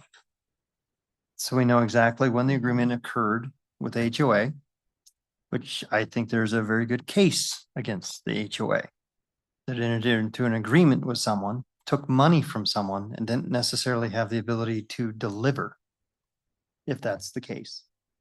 But I'd like to see that information laid out chronologically and the discussion with the TRPA, who was aware of the deal, and how long were they aware of that deal before, unfortunately, it got through the process and got to the point where they realized it didn't occur.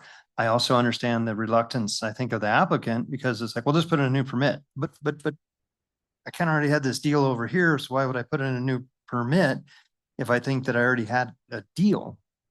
And I think timelines would help solidify that for my mind. Otherwise, I'm kind of in a situation where we're stating that I come back to natural resources. What's best for the environment?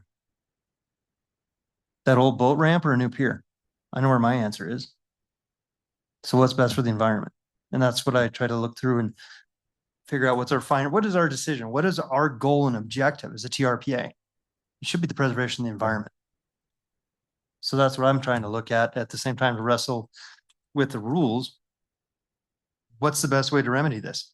Allow the applicant and the HOA to get into $1 million lawsuit potentially and bankrupt the HOA? That might be fun, but is that really where we want to go? And so I'm trying to wrestle with this, and chronologically, it would help me to have all that written down. Otherwise, we can go forth with motions. Just throwing that out there.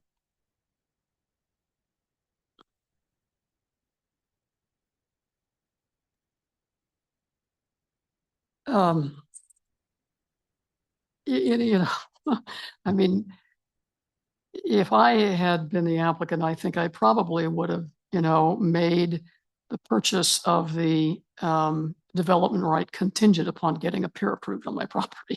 That's what I would have done. But obviously that's water under the bridge. I agree with James. There's just, I know that,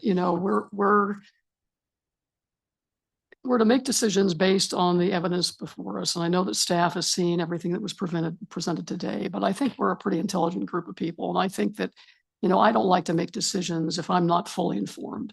And I just, at this point, don't feel like I'm fully informed. So I would make a motion to continue this item and encourage staff to re-engage with the applicant to see if there's any way to move this forward. And I agree with James, and I've stated it on the record previously, that any incremental increase, even though it may not be full attainment, if you can fully mitigate that pier and it's in a non-attainment area, but then you have the benefit of having the mitigation work that was done to remediate the impact of the boat ramp, I mean, that's a win to me.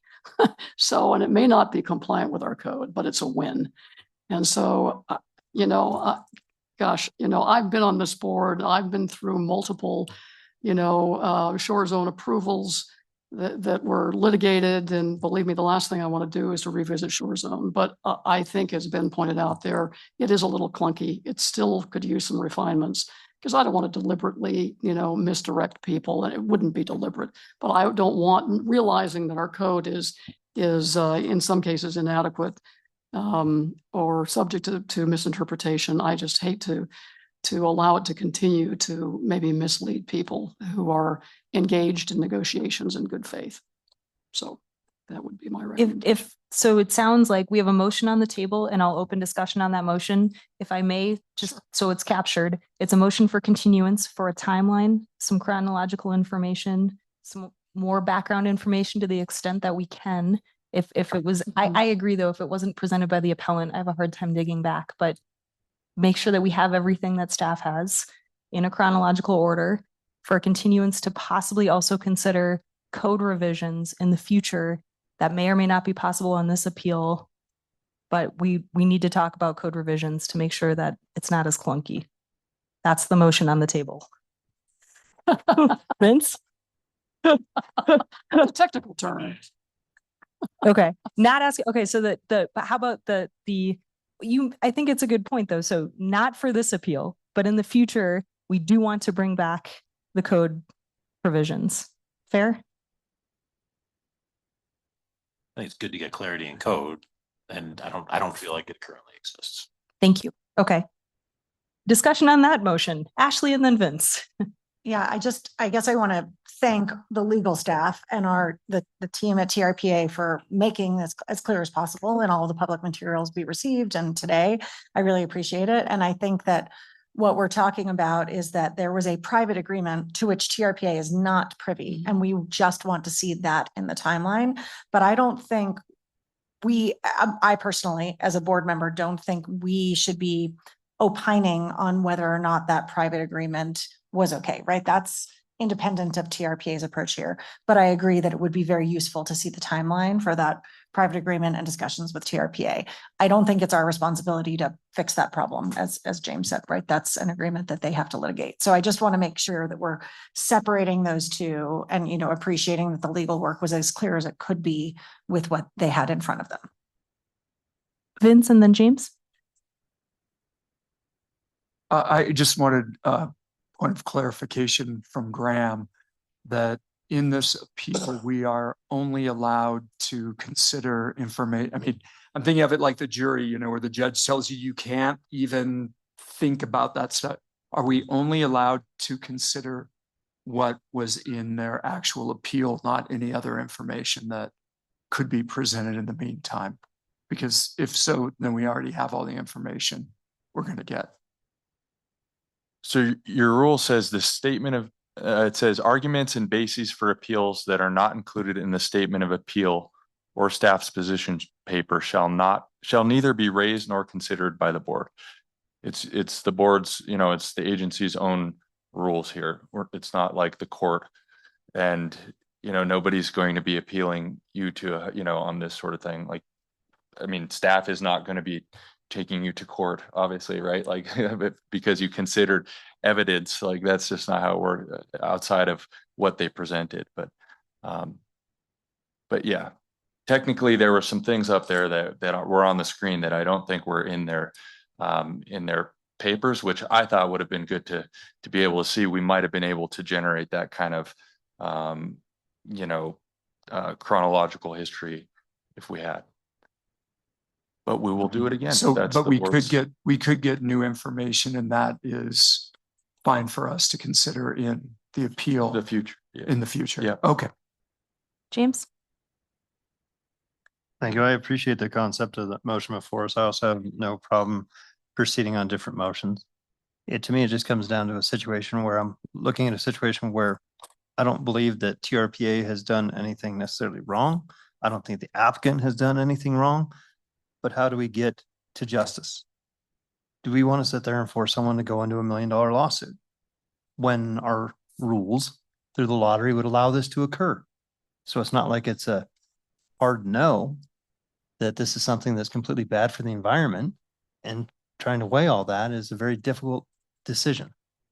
And so again, but I don't think it's a situation where anyone necessarily did anything completely wrong, but it's still, how do we get to the proper end? Do we make people go through a more lengthy legal process that, no offense, only benefits the attorneys? Sorry. That being said, that's. I see. Vince, is yours I was going to go online. Is that okay? Yeah. Okay. Alexis, go ahead. Thank you, Madam Chair. I guess back to Graham, I am curious what this looks like in a continuance for the board and looking at the code. So if we were to continue this item, ask for that timeline, ask for the additional information that we did not have in our packet, and discuss this again, the code still will not have changed. So just curious if there's anything that I'm missing from TRPA standpoint on what that would look like and when this would be brought back. Any details, just so I understand the motion and what I'm agreeing to here. Thank you, Ms. Hill. Yeah, I think, well, I would jump in to try to say that we could look at, my suggestion would be that we, go back, get the additional information, the chronological, get, look through the staff records a little more, present that to the board. But if the outcome that we come back to is, hey, this is still precluded from the code, I think that's the position that we have to come back and present to the board again. And, I get nervous, or it's a difficult thing to sit in a meeting like this when we're agendized to talk about an appeal, to say from the board, like, go back and look for a code revision, to adjust the code based one by one off like appeals can be difficult. If the board's preference is to Mr. Kekeffer's point, to be more clear, to state what we understand the rule is with more clear language, we can certainly do that. But we're happy to do that. But if it's not, hey, we want this rule to be more clear in the code, but it's something completely different, a totally different policy, then I think I would rather not include that in the motion right now, and to just have that discussion in the future, come back and say, we still think that this appeal doesn't fit with our current code. Right. Thank you, Madam Chair. Anything else, Board Member Hill? That's my concern with continuing it. So I just wanted, I'm having a hard time with the motion right now. So just wanted to tell the board that. Thank you. Thank you, Board Member Hill. Madam Chair, this is Julie Reagan, TRPA's Executive Director. For the record, just to amplify, I think what our General Counsel said, we feel this is as cut and dried as it can be. I think our pursuit of our mission of lake clarity, when you implement it in a code, there are difficulties. And I think this is a good example where we can look at that. And I think what I would offer to the board, we're putting our draft work plan together. You all have a strategic planning session in May. I'm happy to talk with the team internally after this to see where we landed. Remember, we came up through an appeal related to rock crib piers. We, as a team, decided that we didn't have enough incentives in the new implementation of shoreline to fully incentivize getting rid of the rock crib piers related to invasive species concerns. Invasive species concerns have changed a great deal just in the last 10 years. We'll talk about boat ramps and if we need to look at that, but not prepared to say yay or nay how that will turn out. But we're happy to take that offline separate from this matter. So just wanted you all to know that we're happy to look at that. We're always looking at continually improving how we implement and the shoreline and to be more clear in the code. Shelley. I'm not suggesting, and if you want to do that separately and delete that from the motion, that's perfectly fine with me. I mean, in terms of coming up with new language, some sort of proposed code revision, but there's nothing that requires us to deny the appeal. Can't it just be held in abeyance? The permit is still in the, in the file. We're not taking action on the permit. And then that gives us time to reevaluate our code, determining if there are needed clarifications or if we want to look at incremental progress as opposed to bringing something into complete compliance before a transfer like this is eligible for consideration.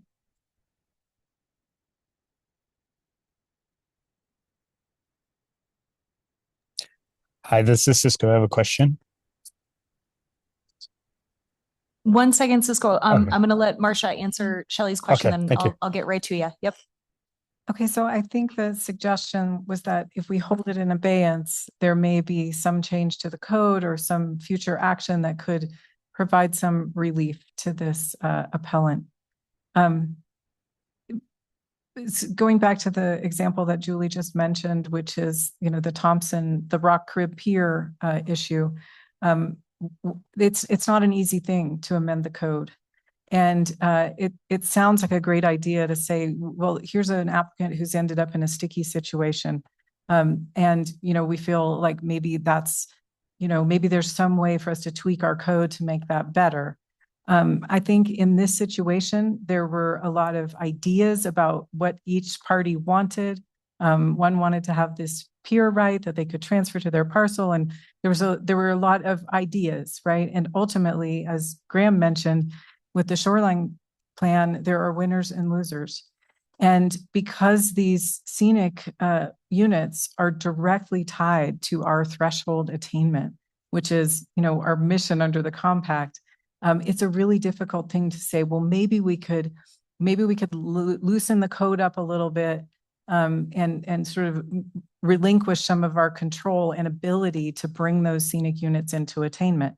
That's a big task, and probably requires a significant amount of additional environmental review because the original EIS didn't account for that, right? In fact, it specifically said, these owner-driven transfers shouldn't be allowed to be directed into these non-attainment units. So I think anticipating a code change while the permit sits in limbo is maybe not a great solution for the applicant either, because it could literally be a few years. Let me clarify something. I'm not acting as an advocate for the applicant. That's not my intention, but I do believe, as with the Rock Crib Piers, that oftentimes it would be wonderful if we could address all of the environmental concerns of the Tahoe Basin in an instant.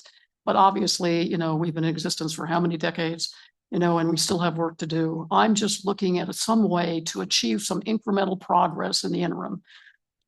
Because, we have a lot of work that remains undone. And I just think I'm not basing this on a desire to necessarily see another pier at Lake Tahoe. I don't think piers by their nature are scenic or can improve the scenic quality of an area, but they are an important component of our recreational experience at Lake Tahoe. So all I'm saying is that there may be some way to make some incremental progress rather than take the position that it's all or nothing, and that was my point.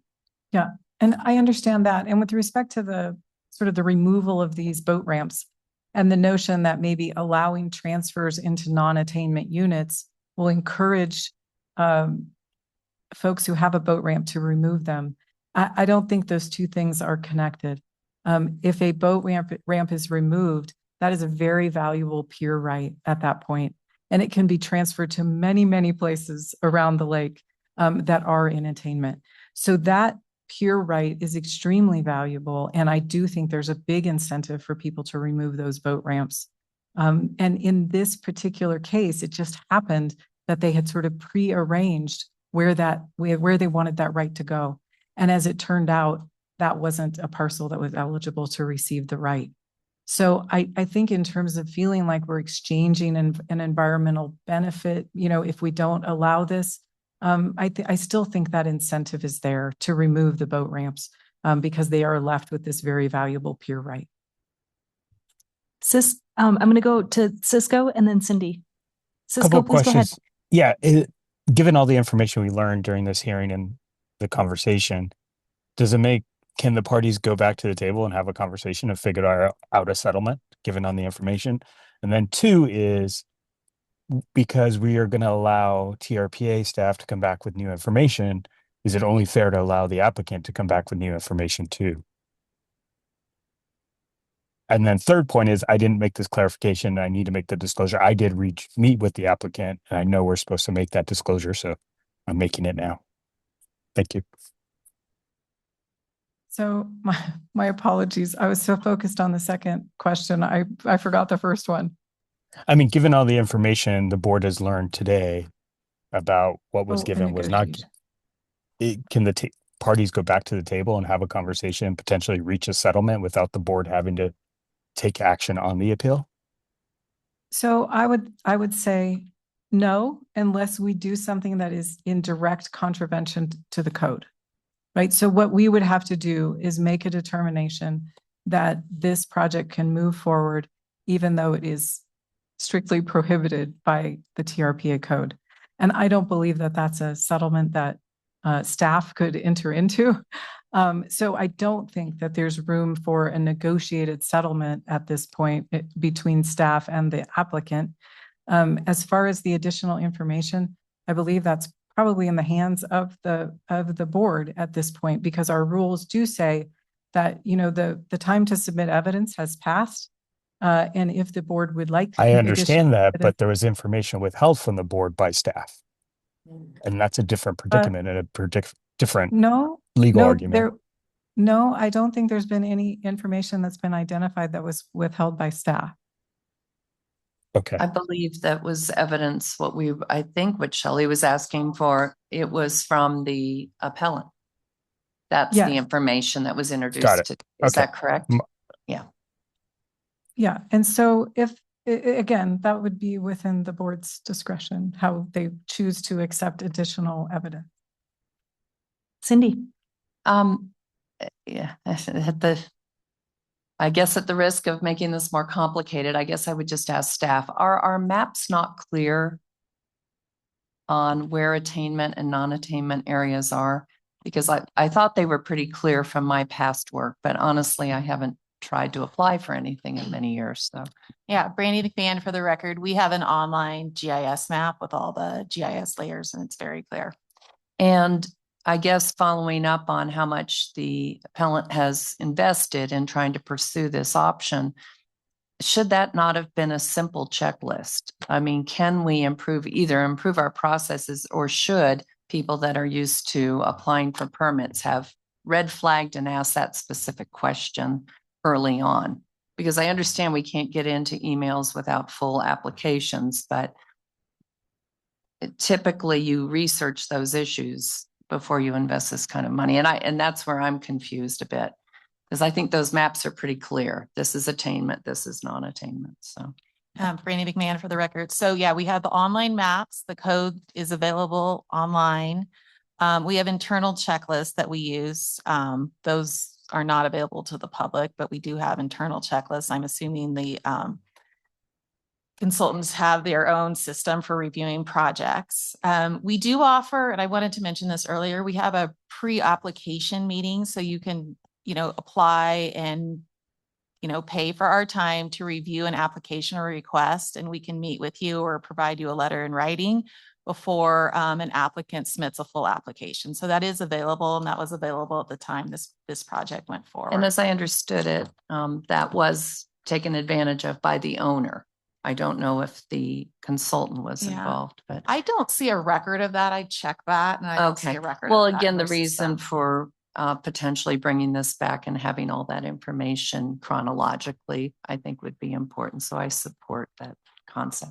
Thank you. I see, Mr. Gordon, we don't do Sir rebuttal, but if you wanted to strictly clarify, I'll let you speak, but no rebuttal to what you've heard, if that's okay. Madam Chair, thank you. I just wanted to go on record and say we would certainly be in support of holding this in abeyance and working with staff and providing the additional information. I did, in my notice of appeal, reserve the right to provide additional information.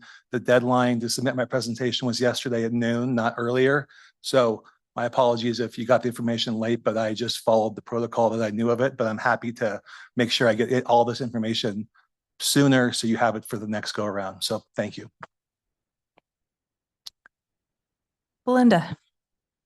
So just Belinda Faustino's one quick comment for the record that, hopefully will explain how I will vote on this issue, is that I really, think that we come back to the same basic principle of, is this project in compliance or isn't it?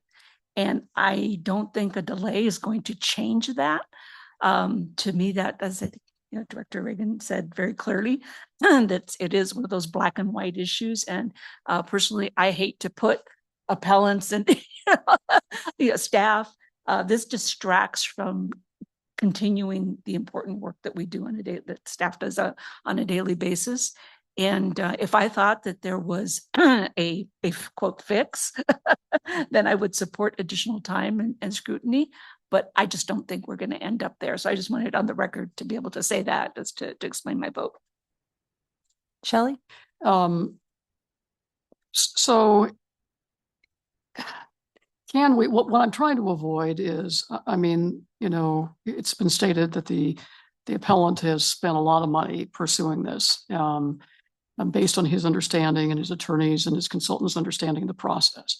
So can we at least acknowledge that if the permit if the denial is upheld, that the applicant, if he comes back with a modified application that may be permittable, that he will not be charged another permit fee? I mean, wouldn't that be a fair offer? I mean, so he doesn't incur any additional expenses. I just want to back up and point out something about our processes.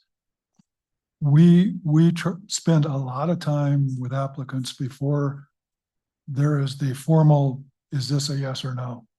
I'll give you some examples. We've spent years with Boatworks in Placer County.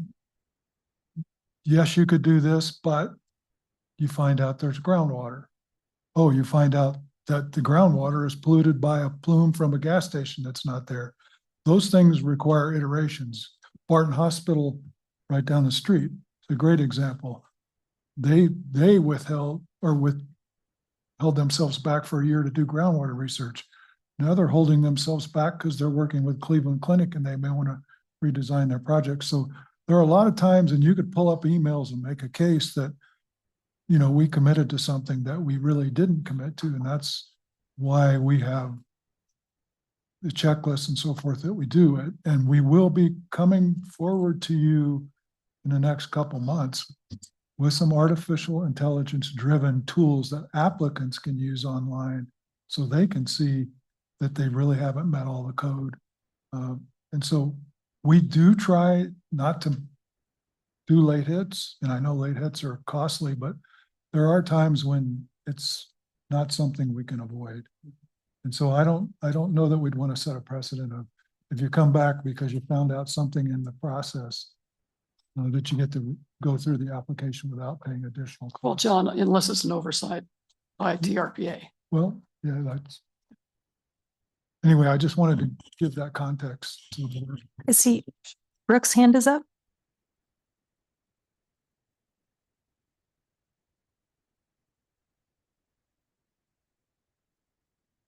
Brooke, if you had a question or comment, now's your time. Thank you, Madam Chair. I'm glad that Belinda shared her thoughts. I just want to say that I share those same thoughts, and I'm going to support staff's work on this item today. If we need to go back and look at code and clean up the application process, I would support that as well. But that's a different matter. All right, guys. The motion then on the table, from what I heard, is a motion for continuance. And one piece of information that would be with the continuance is chronologically ordering the information we have or allowed to have that doesn't fall outside of the appeal that staff didn't see. That's the motion. And I think we need a roll call and an affirmative 8 votes for the continuance to go through. Please. Please. Thank you, Madam Chair. Just for the record, I want to be clear that I've had prior conversations with Mr. St. Michel and Marcia, as well as Mr. Gordon. Thank you. Thank you. And if anyone else wants to make disclosures, I'm sorry, I should have asked for that up top. Please do it now. Okay.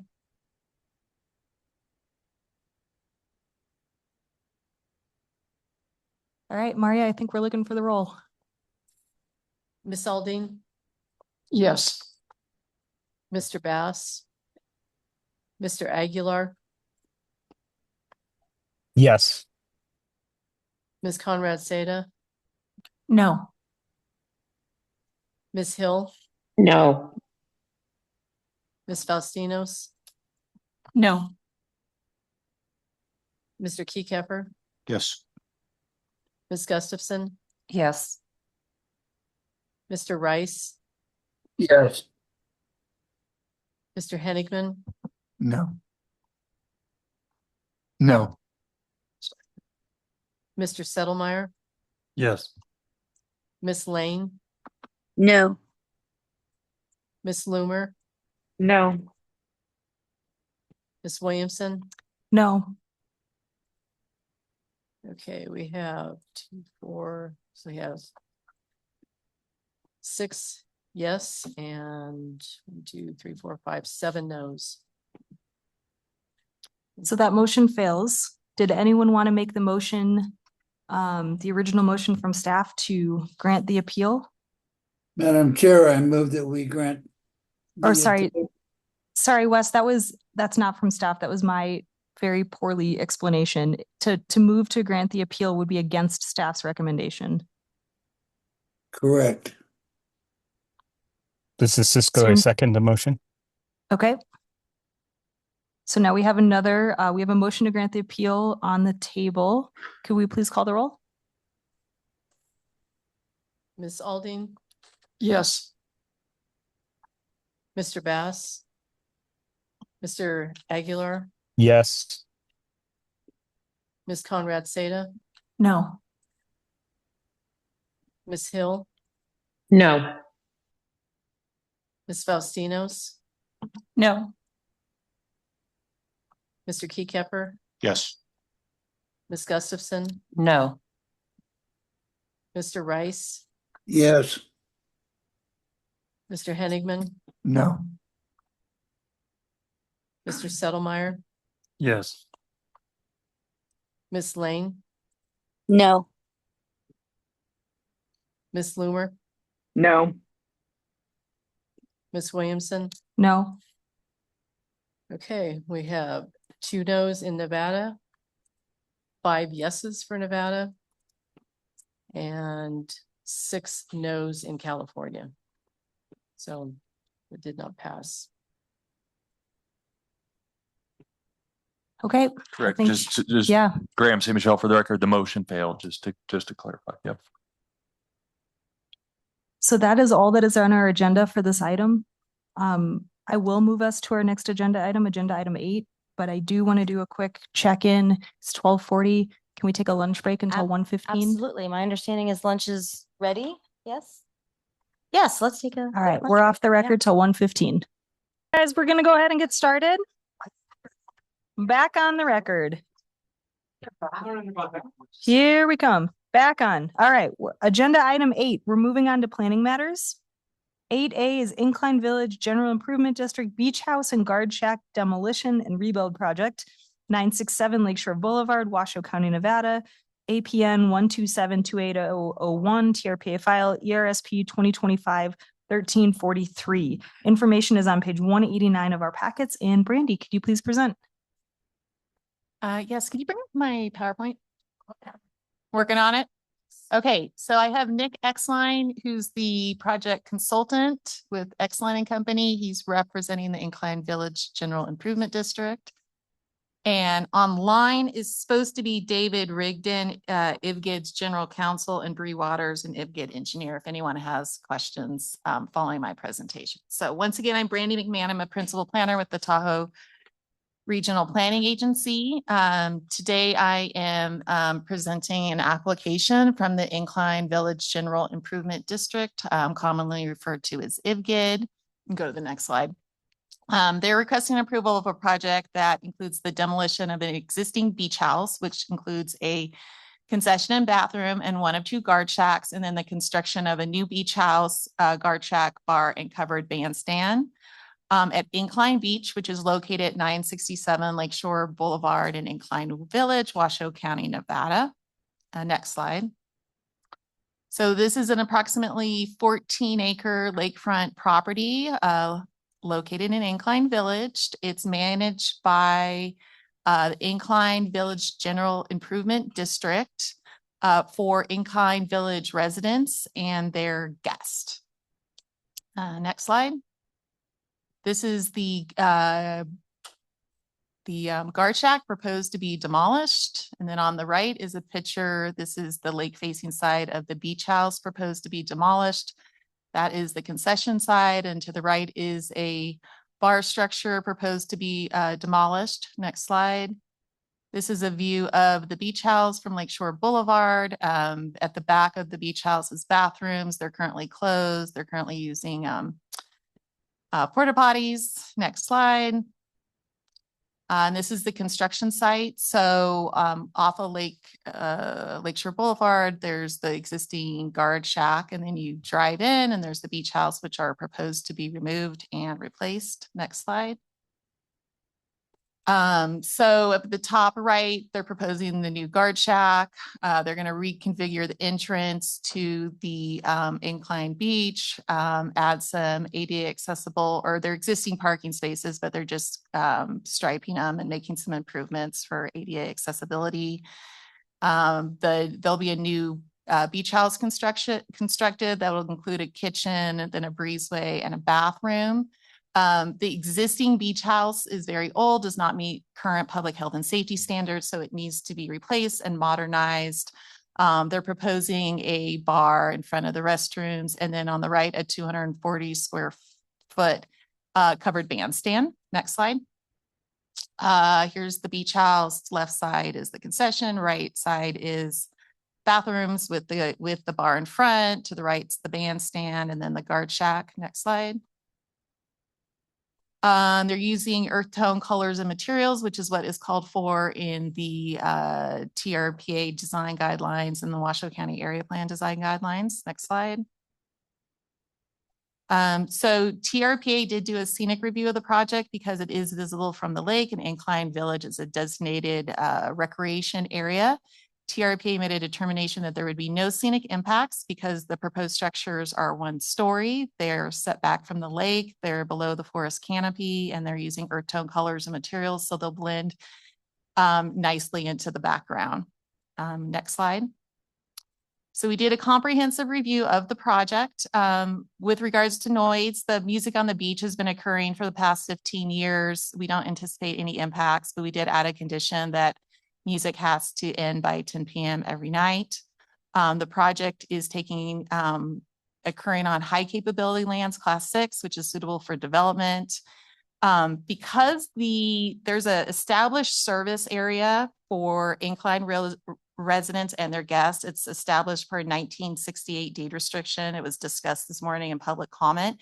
That service area is not expanding. The parking lot is not expanding.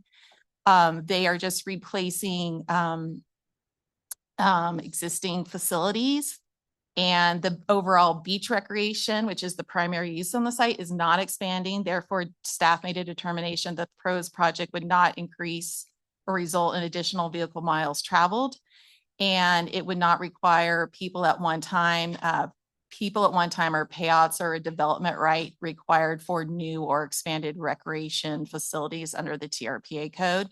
And we did make the applicable findings. Next slide. So we did receive public comment early on in the process. About 5 members of the public were in opposition to the project.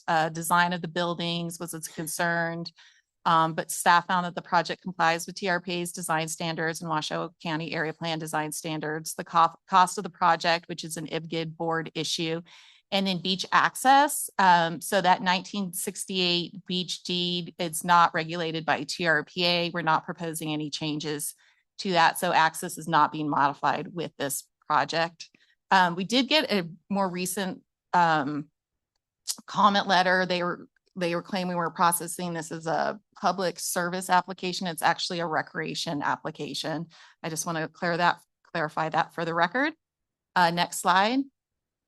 And staff is recommending approval of the project. Next slide. And with that, I'm available for questions, and then Nick Exline is available, and then their general counsel and engineer if you have any questions about the project. Thank you. Questions or comments from the board? Around the horn, Ashley. I just had a simple question. You said that there were 5 objections. We heard a bunch of support this morning and saw other support. What has the general reaction been other than the 5 objection areas you told us about in terms of like volume of support versus opposition? I had around 5 letters, and then some of the people that sent letters also commented this morning. It's like 5 people in opposition and 3 people in support. And then the project has been approved by the Incline Village General Improvement District Board also. Shelley? Following up on Ashley's question, how many of those people were objecting to it from the Crystal Bay area? I don't know. Okay. I don't know, but that's a longstanding issue, is that this is beaches for the residents of Incline Village. And then as per that 1968 deed restriction, and then at a later date, IVGID annexed in an additional area, including Crystal Bay, providing water and sewer, and they have access to other recreational amenities, but not this beach.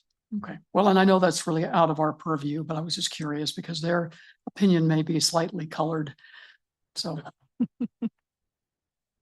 Anyone else? I'm looking online. Otherwise, we have 2 motions here. If there's no more questions or comments, I'm first looking for a motion to approve the required findings, including a finding of no significant effect as shown in attachment A. So moved. Thank you. I believe we need roll calls on both of these. Maria, can you please call the roll? Ms. Aldine, Yes. Mr. Bass, Ms. Bennett, Yes. Ms. Conrad Seda, Yes. Ms. Hill, Yes. Ms. Faustinos, Yes. Mr. Keykefer, Yes. Ms. Gustafson, Yes. Mr. Rice,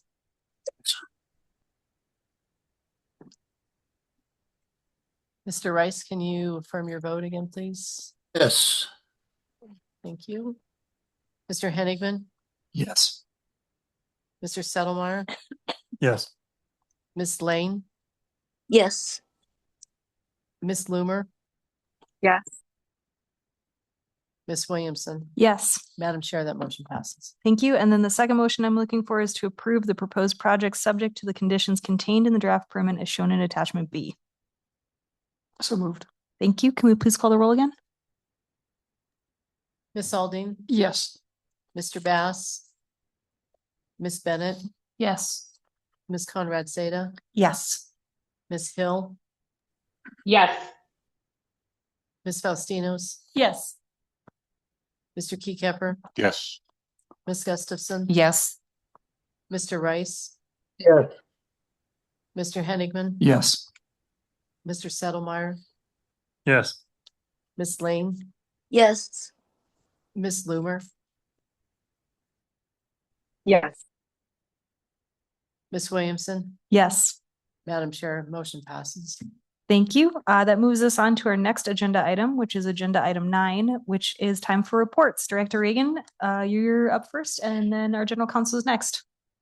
Thank you, Madam Chair. This is Julie Reagan, TRPA's Executive Director. I want to thank you for your good work today. Have a couple of slides to share, and then I will turn it over to our general counsel. Again, Julie Reagan for the record. Team Tahoe, we've had some incredible developments in the last few months with our greater partnership around Tahoe issues, and wanted to share a couple things happening.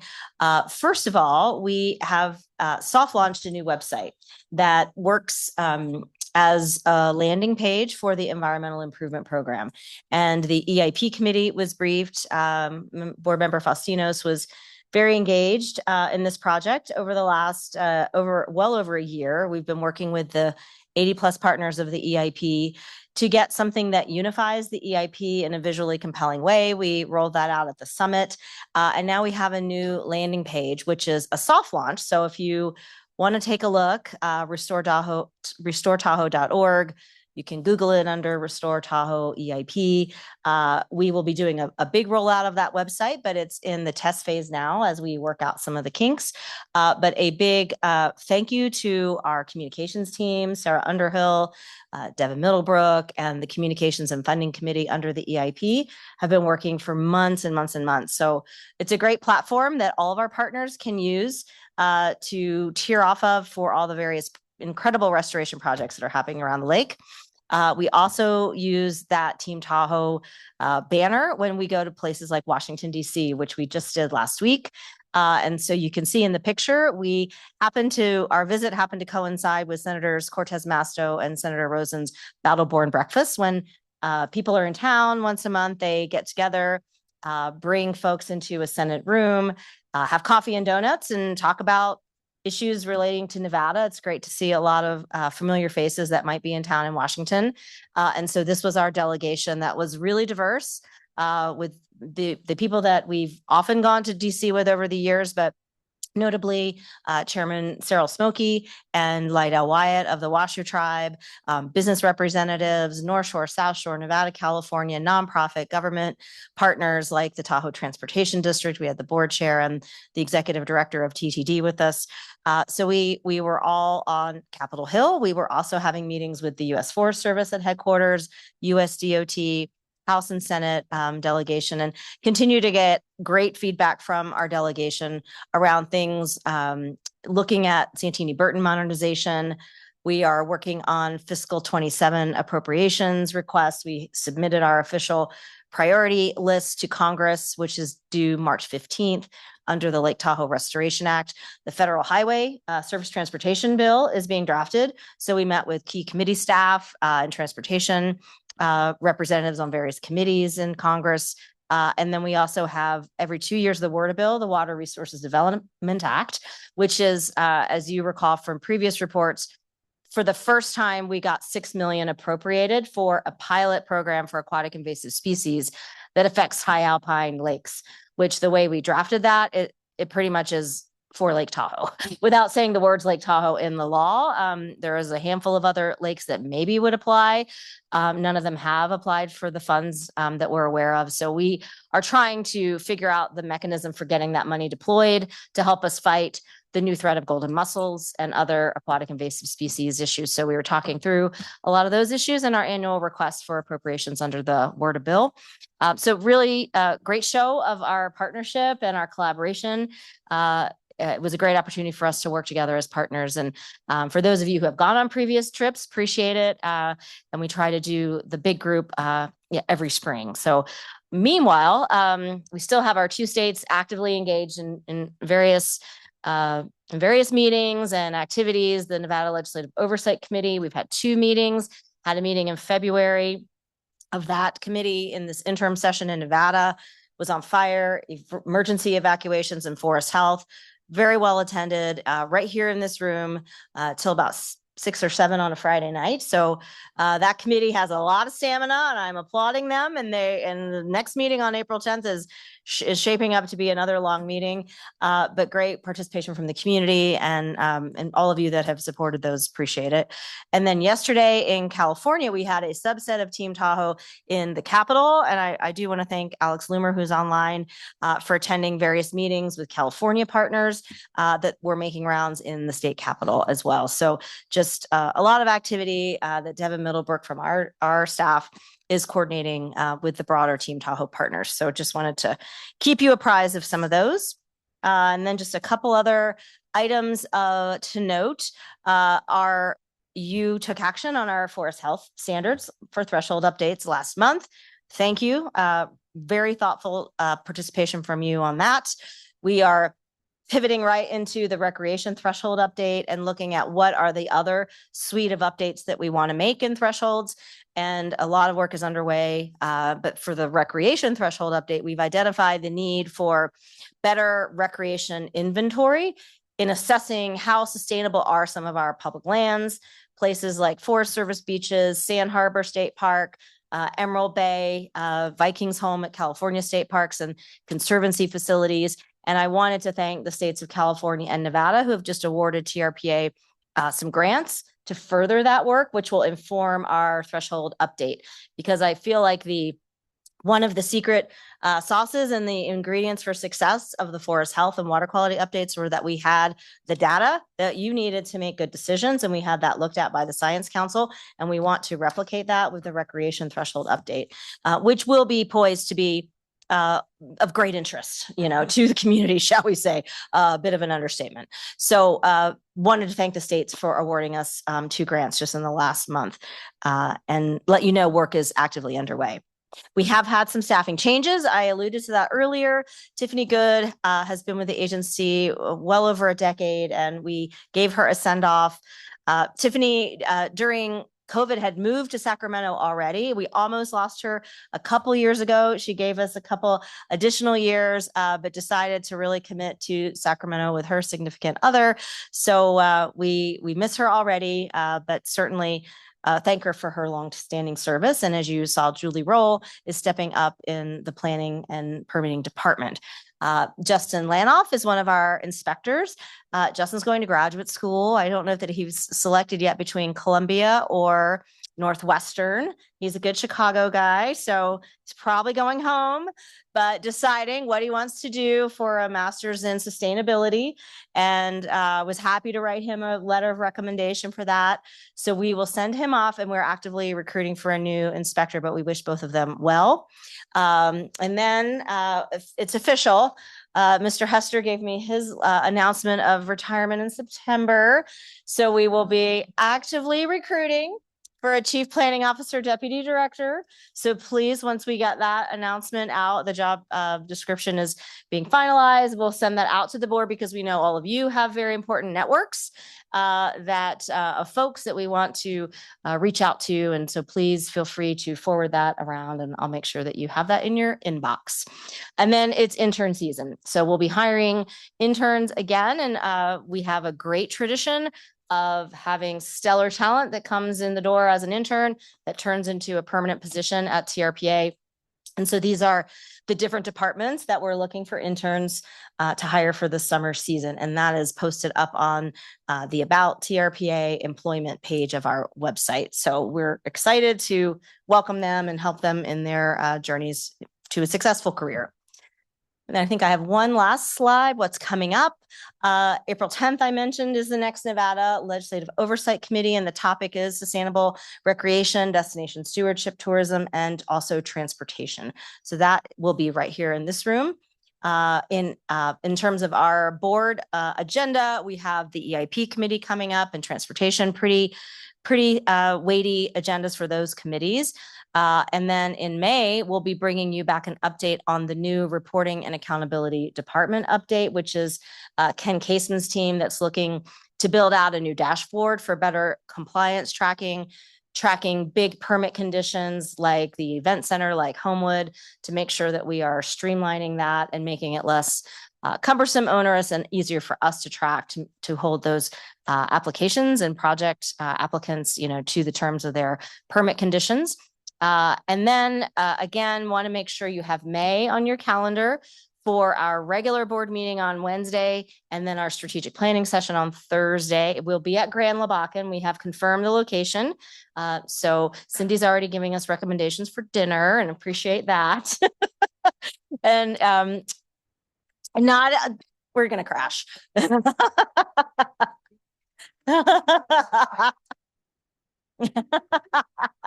So please mark your calendar for a Wednesday. If we can work the agenda so that we can get a field tour, love to see the latest on Fanny Bridge, potentially other locations in Tahoe City in the afternoon of the Wednesday. If the agenda comes together accordingly, then we will have dinner, and then we will have the retreat, the strategic planning session on Thursday. A few of you I know have legitimate graduations that you have to be missing the meeting. It is a pretty crazy week because Monday is Memorial Day. It's not an ideal calendar situation for the board meeting, with Monday being a holiday. And then Friday is the next Nevada Legislative Oversight Committee. So we may be catatonic by Saturday, but we're going to power through the week.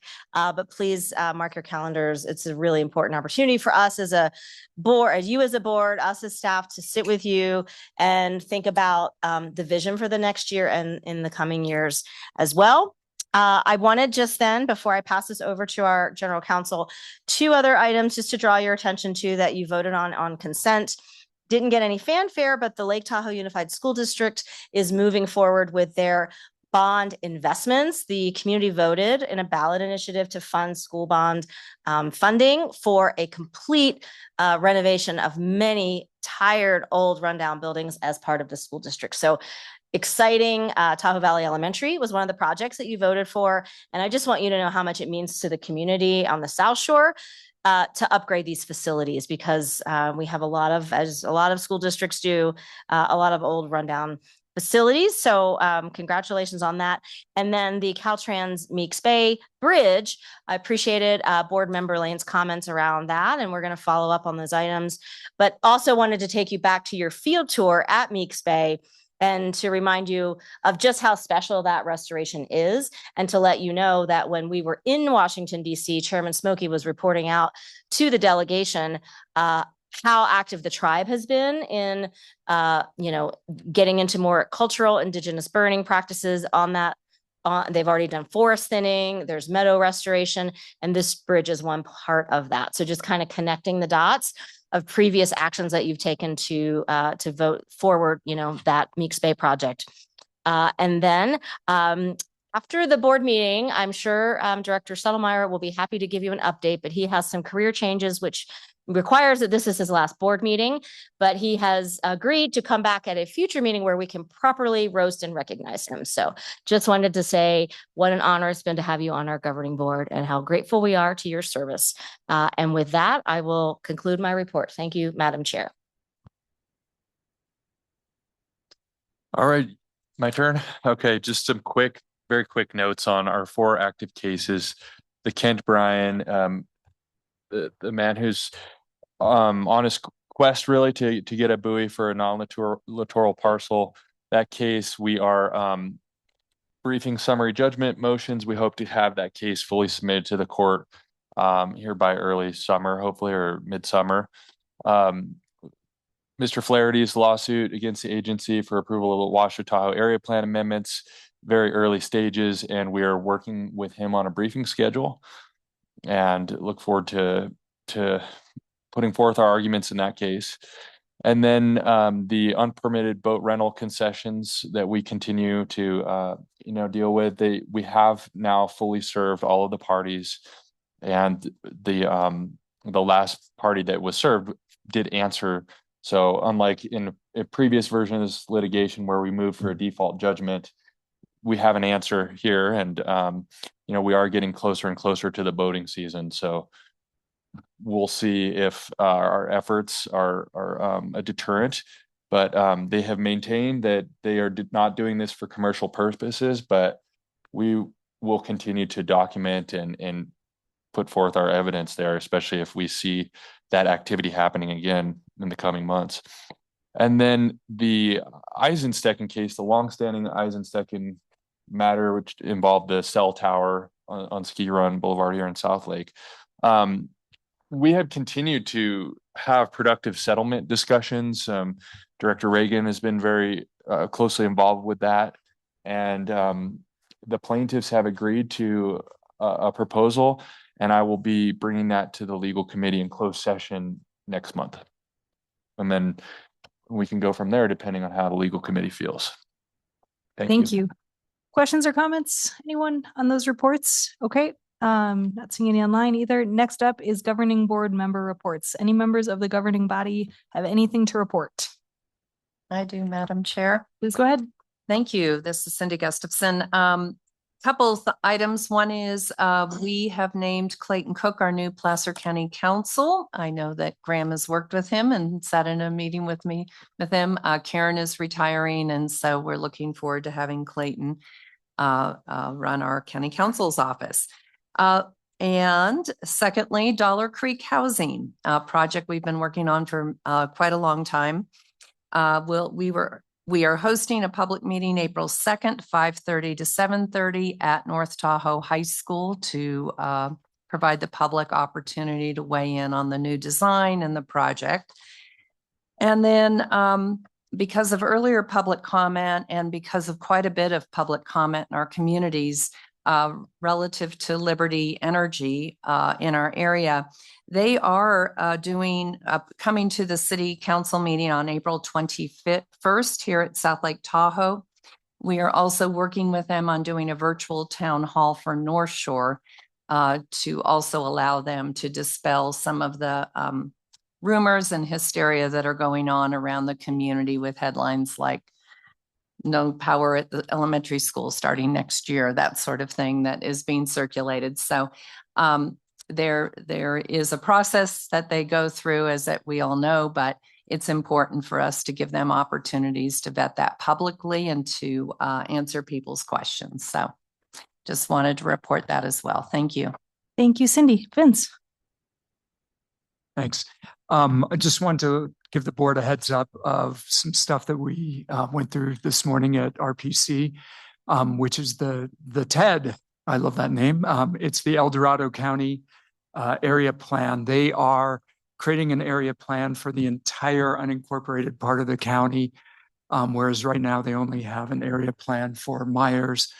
And they the thing that I think is, I mean, it's 1,000 pages, it covers everything, but the one thing that I think will be really pertinent to the board is that they opted out of our phase 2 requirements for housing, where we granted more height density, reduced parking, more coverage to allow for fully deed restricted housing, and instead worked with the community and found an option that works for them and provides basically the same level of incentives for housing. So they're taking the height down, which a lot of other areas wanted to do, but they're throwing some skin into the game with land and development rights and extra coverage perhaps, and tax incentives, and basically a whole bunch of things, a whole big soup to make it work. And that's going to be coming to the board. When is that coming to the board, John? I couldn't remember. I tried to text you so I could have my facts, I but don't think they've set a date because they're doing the EIS. oh, okay, that's right. It's going through its EIS scoping right now. So the meeting, that was what the meeting, part of the meeting this morning was in. Yeah, to kick off the EIS scoping phase. So very excited about that, and that will be coming to you at some point, but hopefully we'll have some progress on housing in the basin. Thanks. Thanks, Vince. Anyone else? James? Thank you, Chair. In that respect, we've been involving search and rescue Washoe County. They've been kind enough to do some work at Marlette for us. We'll see what the results of that are. Pretty momentarily, there was something that was found there a while ago and nobody knows what it was. It was just a box that was found by Clean Up the Lake. And I was concerned about what that could be and the safety aspects of it. I'm very grateful that the Washoe County Sheriff's Department and Search and Rescue have stepped up to figure out what that was, since others, such as the Navy, Public Works, and others would not. So I thank them, and we'll be having that results pretty soon. Other than that, yes, it is my last meeting. I thank everyone for everything we've been able to accomplish. I know you'll continue to accomplish far more in that respect. And I look forward to seeing you all again at another time. Thank you. Thank you for your comments, Congressman Settlemeyer. Don't jinx it. No. Anybody else? Okay, let's move on then to committee reports. Any committees have anything to report? Madam Oh, Chair, sorry. you have hands online. I do. I'm so sorry. Alex and Brooke in that order, because my huge apologies. I didn't say who went up first. Alex? Sure, just quick update. California legislative session is underway. So we won't know any, final results for a few more months, but there's going to be a number of bills relevant for Tahoe. I know there's discussion of data centers and their impacts. There's a handful of bills about how or whether or not to regulate data centers in terms of energy consumption, environmental review, water usage. So I think that'll be interesting to follow. A couple of bills on golden mussels, a couple of bills on beneficial fire, one specifically trying to help build more capacity and directing some of that money to tribes to do more beneficial fire on the ground, which I think would be appreciated here in the basin with the leadership the Washoe tribes had. And that's about it. Yeah, next time we meet, hopefully we'll have more information on kind of the future of these developments. Thanks, Alex. Brooke? Thank you, Madam Chair. I too wanted to just follow up on Vice Chair Honigman's comments regarding the Tahoe El Dorado TED area plan. And I just really want to do a shout out to El Dorado County staff. They have really poured their heart and soul into this. They've done several public outreaches at this point, more to come. But as they point out in the beginning of all of the meetings with the public, they live here. So they really get Tahoe, and you can see that embodied in the plan. So I'm super excited for it to finish out its environmental review and then have an opportunity to bring it before the board. So thank you, Mr. Honigman, for keeping the board up to date on that, because that's going to be a big step for us. Second of all, since I'm not there in person, I wanted to share that I've really learned quite a bit from being on the board, particularly from Mr. Settlemeyer's participation. Learned a lot of things I thought I knew about Nevada, but maybe I was course corrected. So just want to thank you for your really sincere participation and the effort that you put in. You are going to be missed, but I do plan to be at the roast. And then finally, to John Hester, I know that this has been coming for a long time. I get it. But I'm just wondering to Miss Reagan, like, how many people will you need to hire to fill his spot? Multiple. That's what I thought. We're going to miss you too, Mr. Hester. Thank you for all your years of giving to the TRPA. Thank you. I'm not gone yet, but Nope, we've got you I think September. Maria told me that she was going to try to set up a roast for me also, and I declined. Well, we don't need you there to roast you.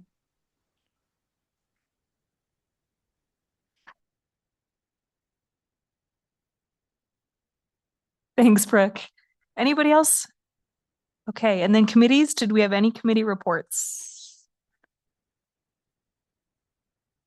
And finally, our final agenda item is our general public interest comment period. Any member of the public wishing to address the governing board on any item listed or not listed on the agenda, including items on the consent calendar, may do so at this time. Public comments will be limited to 3 minutes per speaker. I'm going to start in the room. Is there anyone wishing to make public comment and address the board at this time in the room? No one is coming forward. Do we have any hands online? Madam Chair, we have no hands raised online. All right, everyone. Thank you. With that, we're adjourned.